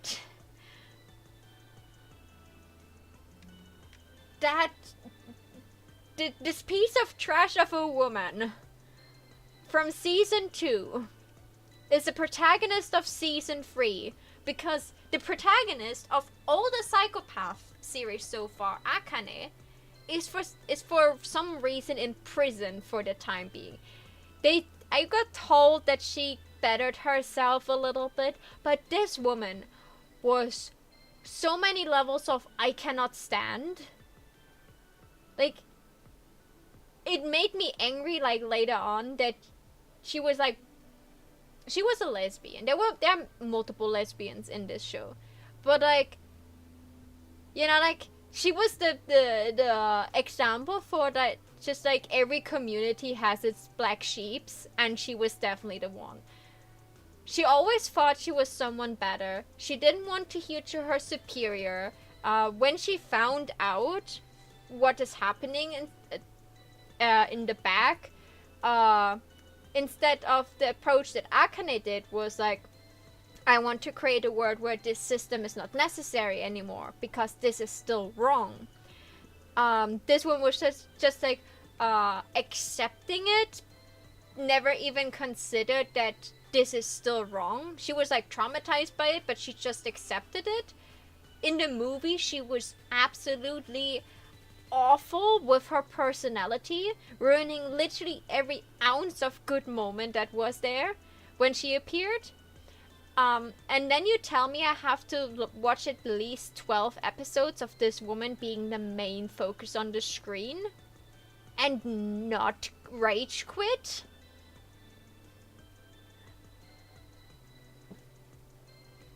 I have a lot of words for this woman and none of them are nice.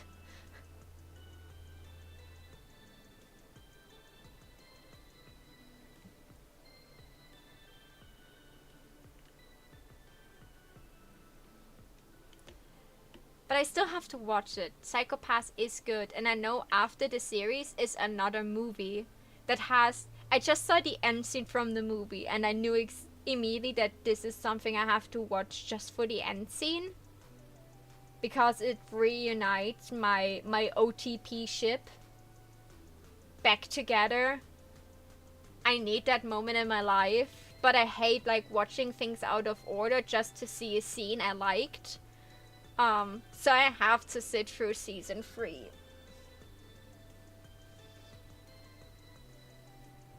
This woman better has the best, you know, character arc in the world that makes her more likable.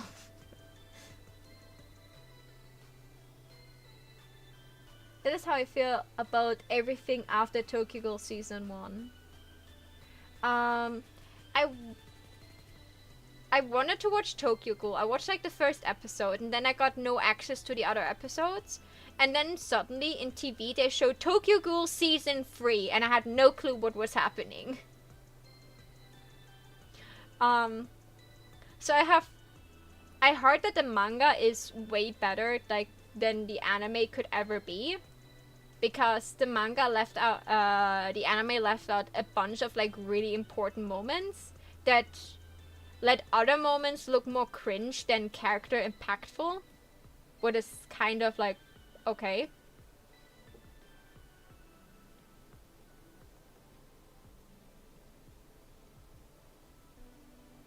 No one had any clues about Season 3 because no one could finish Season 2.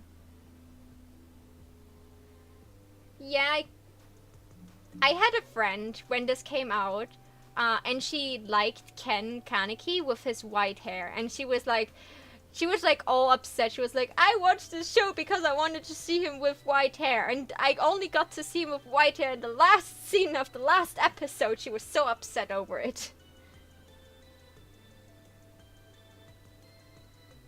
Just stop and write the rest of the show in your head after. That's what I did with Soul Eater. I still have to actually read the manga. Still want the, you know, a remake of Soul Eater that includes the entirety of the manga. Because especially like the second half of the anime, like gets further and further away from the original, as far as I know. So I would like to see how this actually goes down. So, my dear hosts, and unless you want to add something, because I was just like rambling a little bit. That's the name of the show. I was gonna say, isn't that why we're here? Unless you have like something you also want to talk about, and you know, tell me to shut up for at least 10 minutes. If not, I would like to talk about what we maybe could do next week. Like, yes, we were on the verge of planning a noobs talk about it and still haven't decided a topic. Yeah, so we still need like an actual topic for noobs talk about that works. So it should be a bit more of a weeb culture mainstream topic. Like we had like now Vocaloid, which is like a big thing, and we had indie horror games, what is also a really big thing.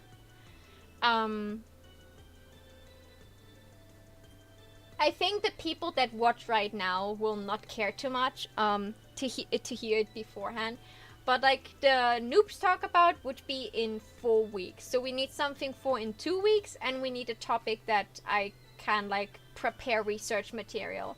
So what do you think would be a good topic that people could like have an easy time like getting into, even if they have zero knowledge beforehand?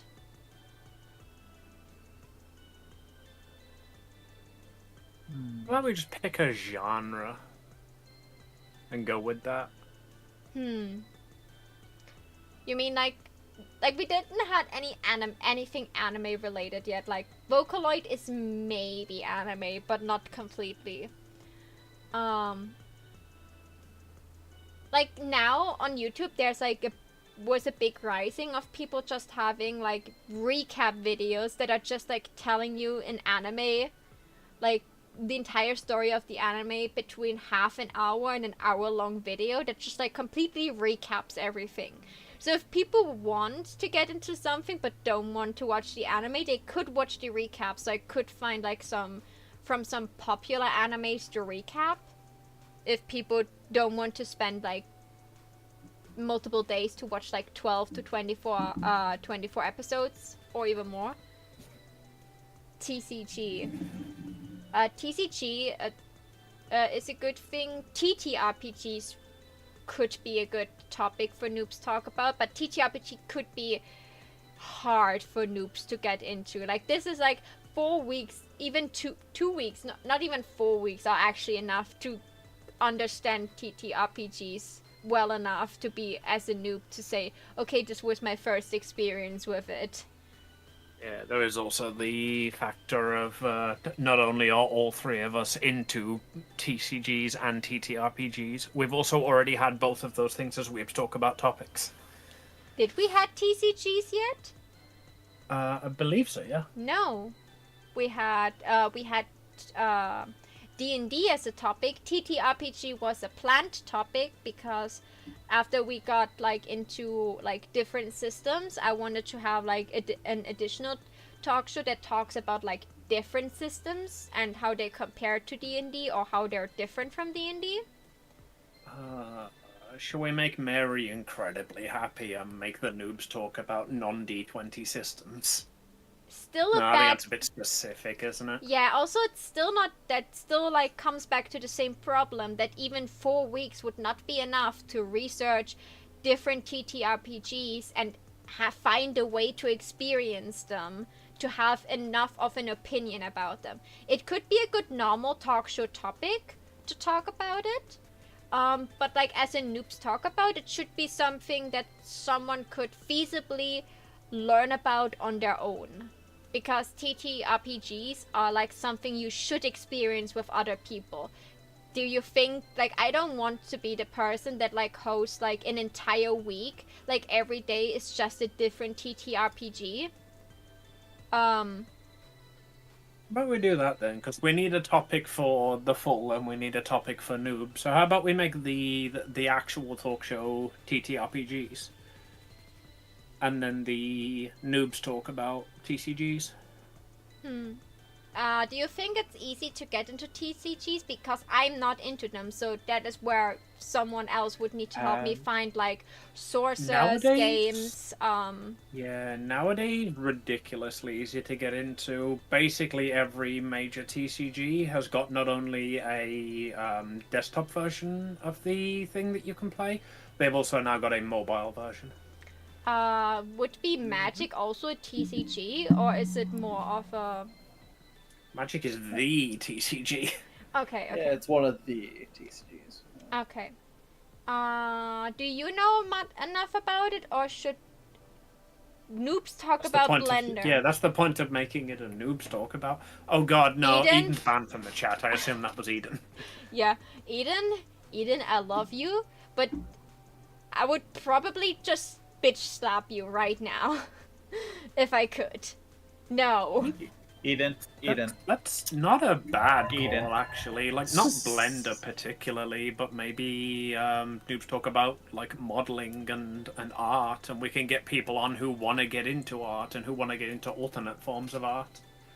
And be like, all right, what did you learn this week? What software did you use? How did you model? What was your project? Yeah. Like, I get tons of people coming into my chat saying, like, oh, I'd love to do art, but I don't know how to get into it. And then I have to pull out the fucking bonk hammer and give the obvious advice of just start. Bonk. Yeah, That'd be a really good noob talk about it. Can just be like, all right, you've got 4 weeks. Go and, like, create something. Tell us about it. Tell us what you learned. that sounds more of a Weebs quest, Weebs quest. But that we were, joking about, or the Matrix Monday quest where we just like do something for something. But like, yeah, we could turn this into a noobs talk about. I mean, we could even just do that. We couldn't debut Weebs quests and be like, right, you've got 4 weeks. Your task is create something. Come, showcase it. Tell us what you learned. Tell us what you did. Yeah, like especially something you maybe didn't use before. So in the case for us two, we could say, okay, we did like you use a new way of shading, or I tried to do something with 4 weeks. Go learn anatomy. No, I don't wanna. Yeah, like I could like maybe do an animatic. I would not finish an animatic in 4 weeks, but like just like as an By example. anatomy, I meant like body makeup, like muscles. You know, that thing that every artist needs to learn and doesn't. Oh, autonomy, yeah. Or like just like a new art style, like realism, to like figure out how to like do things. Like, or you could, if we just like have it like a Weebs, would we call it Weebs Quest about or the Weeb Quest? I think Weeb's Quest would do nicely. That's snappier. Yeah, Weeb Quest, and then the topic would be art, and the quest is to learn you do something you didn't do before. So I would give them like a bunch of like free software that they could use digitally. But like when they don't have a drawing tablet, it would be hard for those people.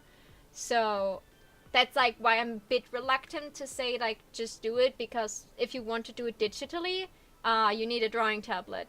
That would require funds. But it could also just be like, oh, you can just also take a piece of paper and draw something. Like, you haven't drawn a lot yet, just sit down and give yourself a goal of something you want to draw. It could be as simple as just like try to redraw a Pokemon, or you want to work with clay, or you want to draw on a canvas, on a real one instead of a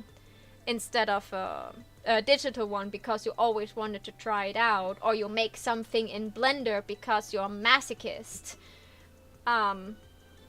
And then like we will do like, you know, a little show and tell where we all show our projects that we did, talk about the process, how we did it, talked about what we learned, and talked about if we would want to continue doing this specific thing that we tried out over the course of 4 weeks, or if we want to, you know,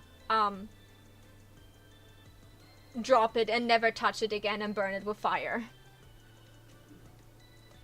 Another Weebs Quest could be, you know, Weebs Quest Food Wars, or not Food Wars, or like anime food, where we all like try to like recreate a dish of an anime we liked, and it could be as simple as like the toast with egg from Ghibli, and just try to make it look as appetizing as possible. Or you want to really go into Shigeki no Soma and actually try to recreate a dish from Food Wars. Like, the Weebs Quest would be something that we maybe do every 2 months or so, because it's hard to plan those things, and they need a lot of preparation. So, what do you guys think? Do we want to announce the Weebs Quest and say we make it art and get people to like experience a new side of themselves they didn't know yet? Or do we want to make a noobs talk about TCGs? And I will probably get Eden to find some links for me. I think, as you said, the noobs talk about. Wait, no, never mind. I was going to say noobs talk about TTRPGs would be a lot hard, but then I realized you said TCGs. Yeah, TCGs. How about we do both? Because, like I said, we do need a topic for next week, so we can either do TCGs or TTRPGs, and then we just make a Weebs Quest create something. Then I would like. I want the normal talk, like TTRPGs. I want to be a normal talk show. This is nothing in noob should like get in, and just like figure things out without like a group that is there to help them. So that is more of a like people that actually played different TTRPGs to just like have a chance to talk about the systems they usually use. Weebs do a quest part. Weebs do a quest is a bit long. I think Weebs Quest would work nicely. This talk show has so many formats now. But I like this. Like, we have the Weebs quiz about, we have the normal Weebs talk about, Weebs ramble about, the... Oh, I said quiz. Now Aiden wants to bring back the quiz show. Eden, we just recently had a quiz show. That was our end of the year special.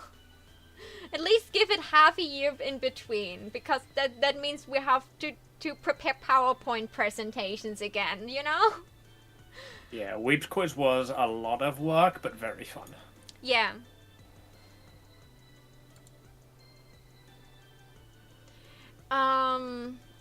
Okay.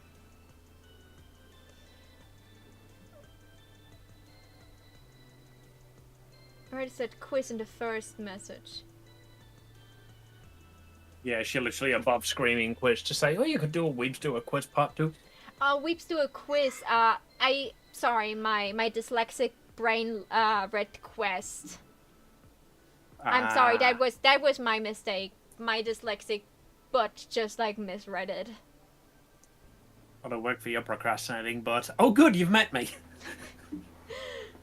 I think for the next like quiz show, I would actually be a host this time and not a participant. I've proven that I'm an anime genius, and I've worked really hard for this title. I will not put my crown on someone else's head anytime soon. I will not give someone a chance to take it away from me. So... What the next Weebs quiz about is me defending my title, and it's all just about hentai and the customs of Pancake Island. When it gets the Pancake Island crown.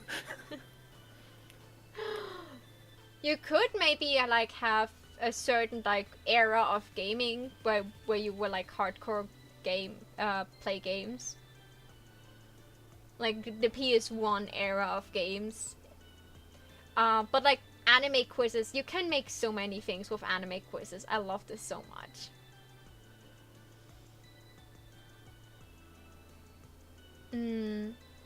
Like what I could do for the art quest, I could also like leave some like TikTok or YouTube shorts. It's like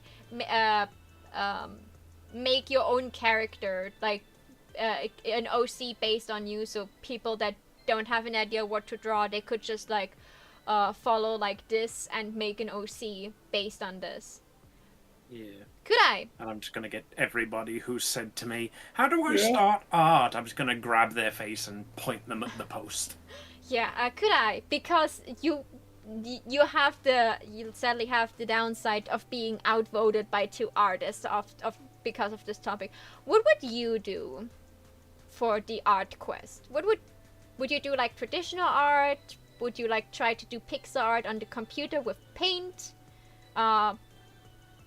Would you use like a free modeling program to try to model something in 3D? Like, what would you want to do? Because I don't want to exclude you, and as a host, I want to give you the best opportunity to try something out with the most help you can get. The other people can see what they're doing. I want to leave it to them. Honestly, I'm not really too sure. I mean, like you could just draw like a Sonic OC if you really just want to do something, but you're not so big into art. Yeah, I'm not really artistic, I would say. Well, that's exactly what we want for Weeb's Quest about. It's just yeah, like for Amy and me, it's more of a quest to find something we didn't try yet and try something new. For someone like you, that's the way I considered calling it about like the Weeb Quest, like create something rather than go learn an art skill. Yeah, it's like you don't need to be good at it. It's just like you just like broaden your horizon, try something new, like spend some time with something you usually don't do, and see if you actually like it. Like some people maybe just like want to get back into art, or like some people figure out that maybe just like doodling in a sketchbook is relaxing for them, and they just like can take a break. No one will judge the quality. If I will try to learn a new art style, it will probably end in something miserable. So yeah, this is not like to if we be make good. it like create something, we can also get like a much wider variety. Like Karai, you're not really into art, but you could take like the 4 weeks and go and just make a Minecraft sculpture or something. Yeah, like that would work too. It's just like be like a bit creative and like figure something out. You can also use guides to follow. Like you can say, okay, I built this. I would thoroughly encourage people to use guides, honestly. That's the best part of learning. Artism. Yeah. So, So, I was also saying, yeah, like, to give a definitive answer, it's probably either going to be like pixel art, maybe try something in Blender. I don't know. yeah, like, I've been meaning to try and get into Blender. You know. yeah. There we go. Perfect. That is exactly the kind of person we're hoping to get with Weebs Quest. I've Yeah. been meaning to get into Harsh. blank. The gauntlet has been thrown. Blender me. Partially because I've been wanting to try and get into like I don't know, potentially making VR chat avatars. I'd love to do that. That would be really cool. If you get good at Blender, I will commission you to do my stuff at in the future, because I'm fucking done with Blender. I still haven't finished Mika's model because every time I look at just the Blender logo, I'm getting struck with the urge to just hide underneath a blanket. And there are tutorials how to turn VRate models into VR chat models, but it doesn't change that you could just like do like one from scratch. What I could recommend to you, if you have difficulties to make a human body, you could just import a model from VRoid and then just work with that thing in Blender. That is a good starting help. Yeah, that's how I got started with my live 2D model. Like I did the Sylveon pet like entirely from scratch, but in aid of that, I went and found a load of free-to-use models so that I could see like what parameters they used, how they cut it, and I just used those as references, and I learned a lot just from downloading those and seeing how people use them. Yeah, Amy, you know what your quest could be? Making King Alive 2D, or at least a I PNG realized Plus. it as soon as I said it. You meant to do it, Amy. Wasn't that what you said? Like, I could... Yeah. How dare you use my words against me? How can I argue with me? I have a sketch for a Live 2D model. I could just talk myself out of, like, trying to figure out how realism works, because that would be the art style I would have to learn. I could just be like, instead of learning realism, I could just learn how to do a live 2D model in 4 weeks. That sounds like a reasonable thing to do that doesn't have to work at the end, and I can just abandon it afterwards, right? Right, guys? Legitimately, I did Bilvion in 1 day. It was a long day, but I did it in 1 day. So if you spread it out over 4 weeks, you can definitely end up with like something better than what I came out with. Oh my god. For this stream, I debut in Weebs Quest my Live 2D model, because for some reason the torture that Blender and Unity forced me through made me a god in Live 2D. Imagine. I think I would not stop laughing if I would sit with a Live 2D model in 4 weeks. And I would probably start crying a lot, because I probably didn't sleep a lot because of this.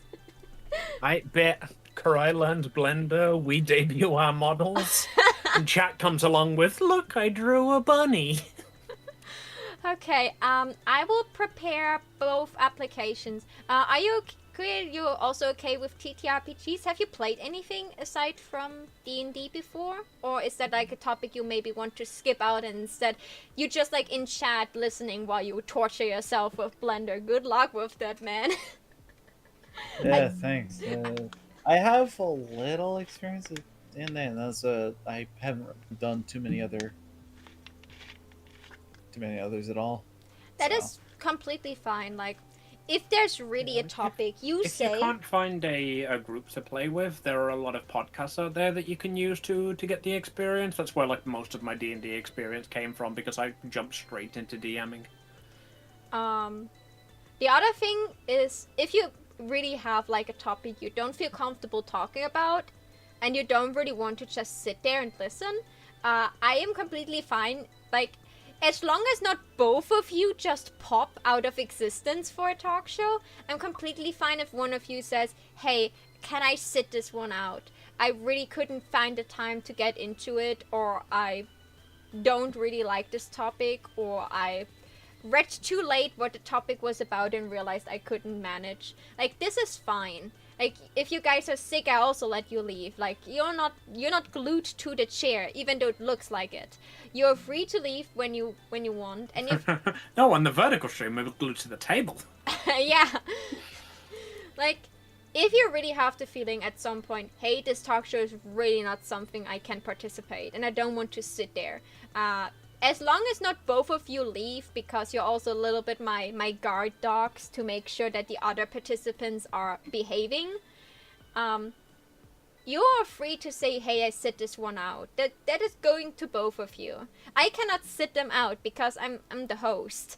But you're my Right, I think you're being fired.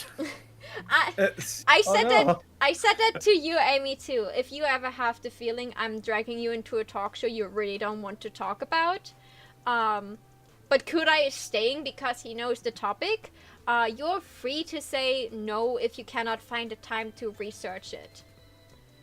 If you have the time to research it, I would appreciate it.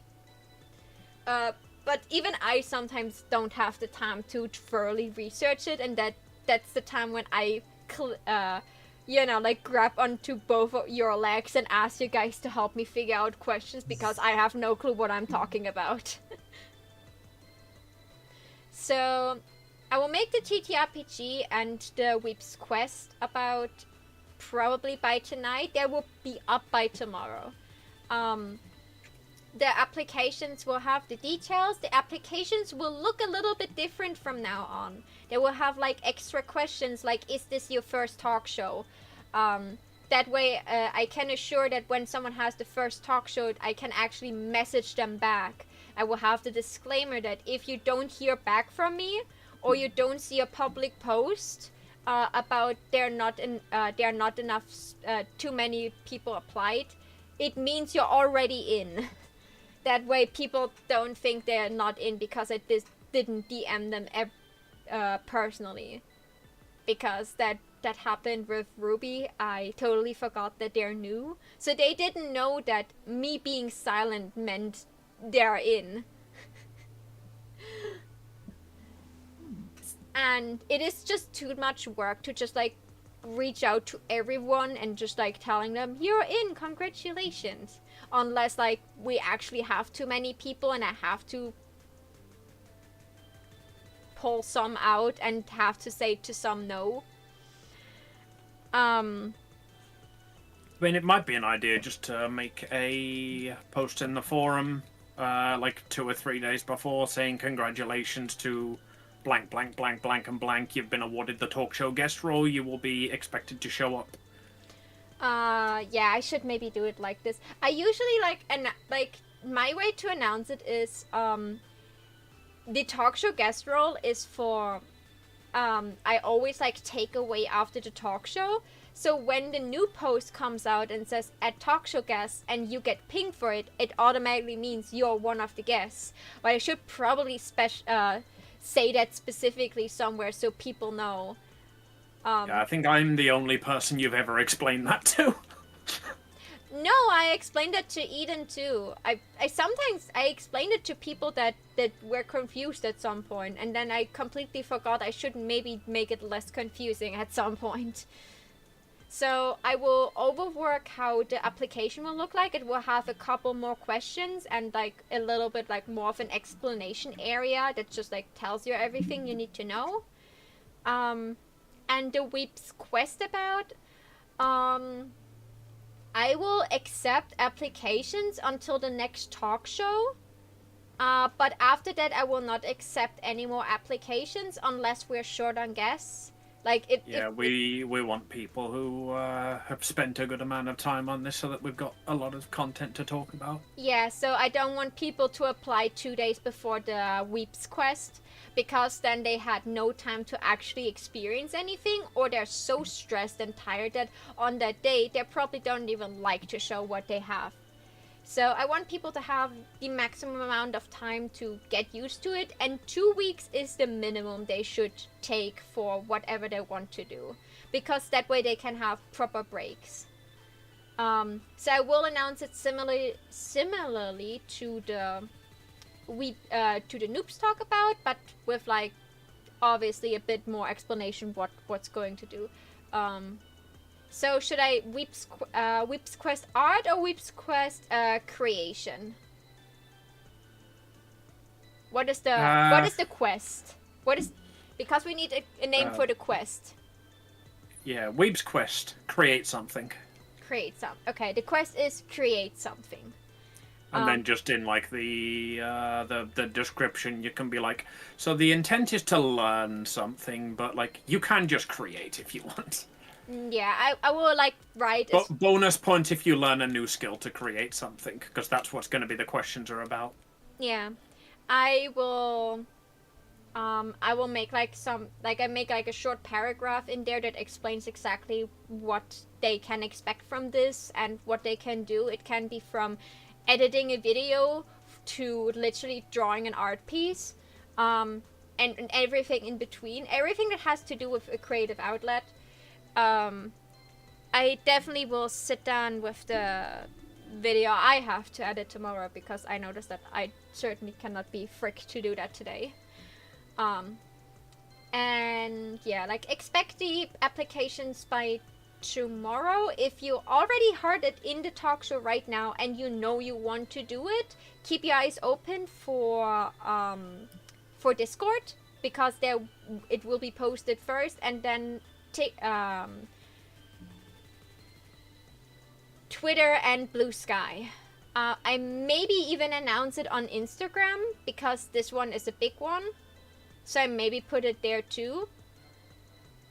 I don't know if I should put it on TikTok, if there's a way to even put it on TikTok as like a little challenge thing to maybe get some new people that just want to try something. I will see. We will see. I feel like that's the sort of thing that could quite easily fit into a like 30 or 60-second video. Yeah, so over the course of like the next couple days, you will see me announce that. If you're already in for this, you could start tomorrow about this. Just remember to still apply, because only if you're applying, you're in. But if you have like an idea already, don't stop yourself, start now. And until then, remember, my little sparks, you're the reason I can shine. I hope to see you all again very, very soon. No matter if it's Twitch, YouTube, or TikTok, you will find me. I promise you, I will not disappear. And if I disappear, not for long. And until then, bye-bye. Bye.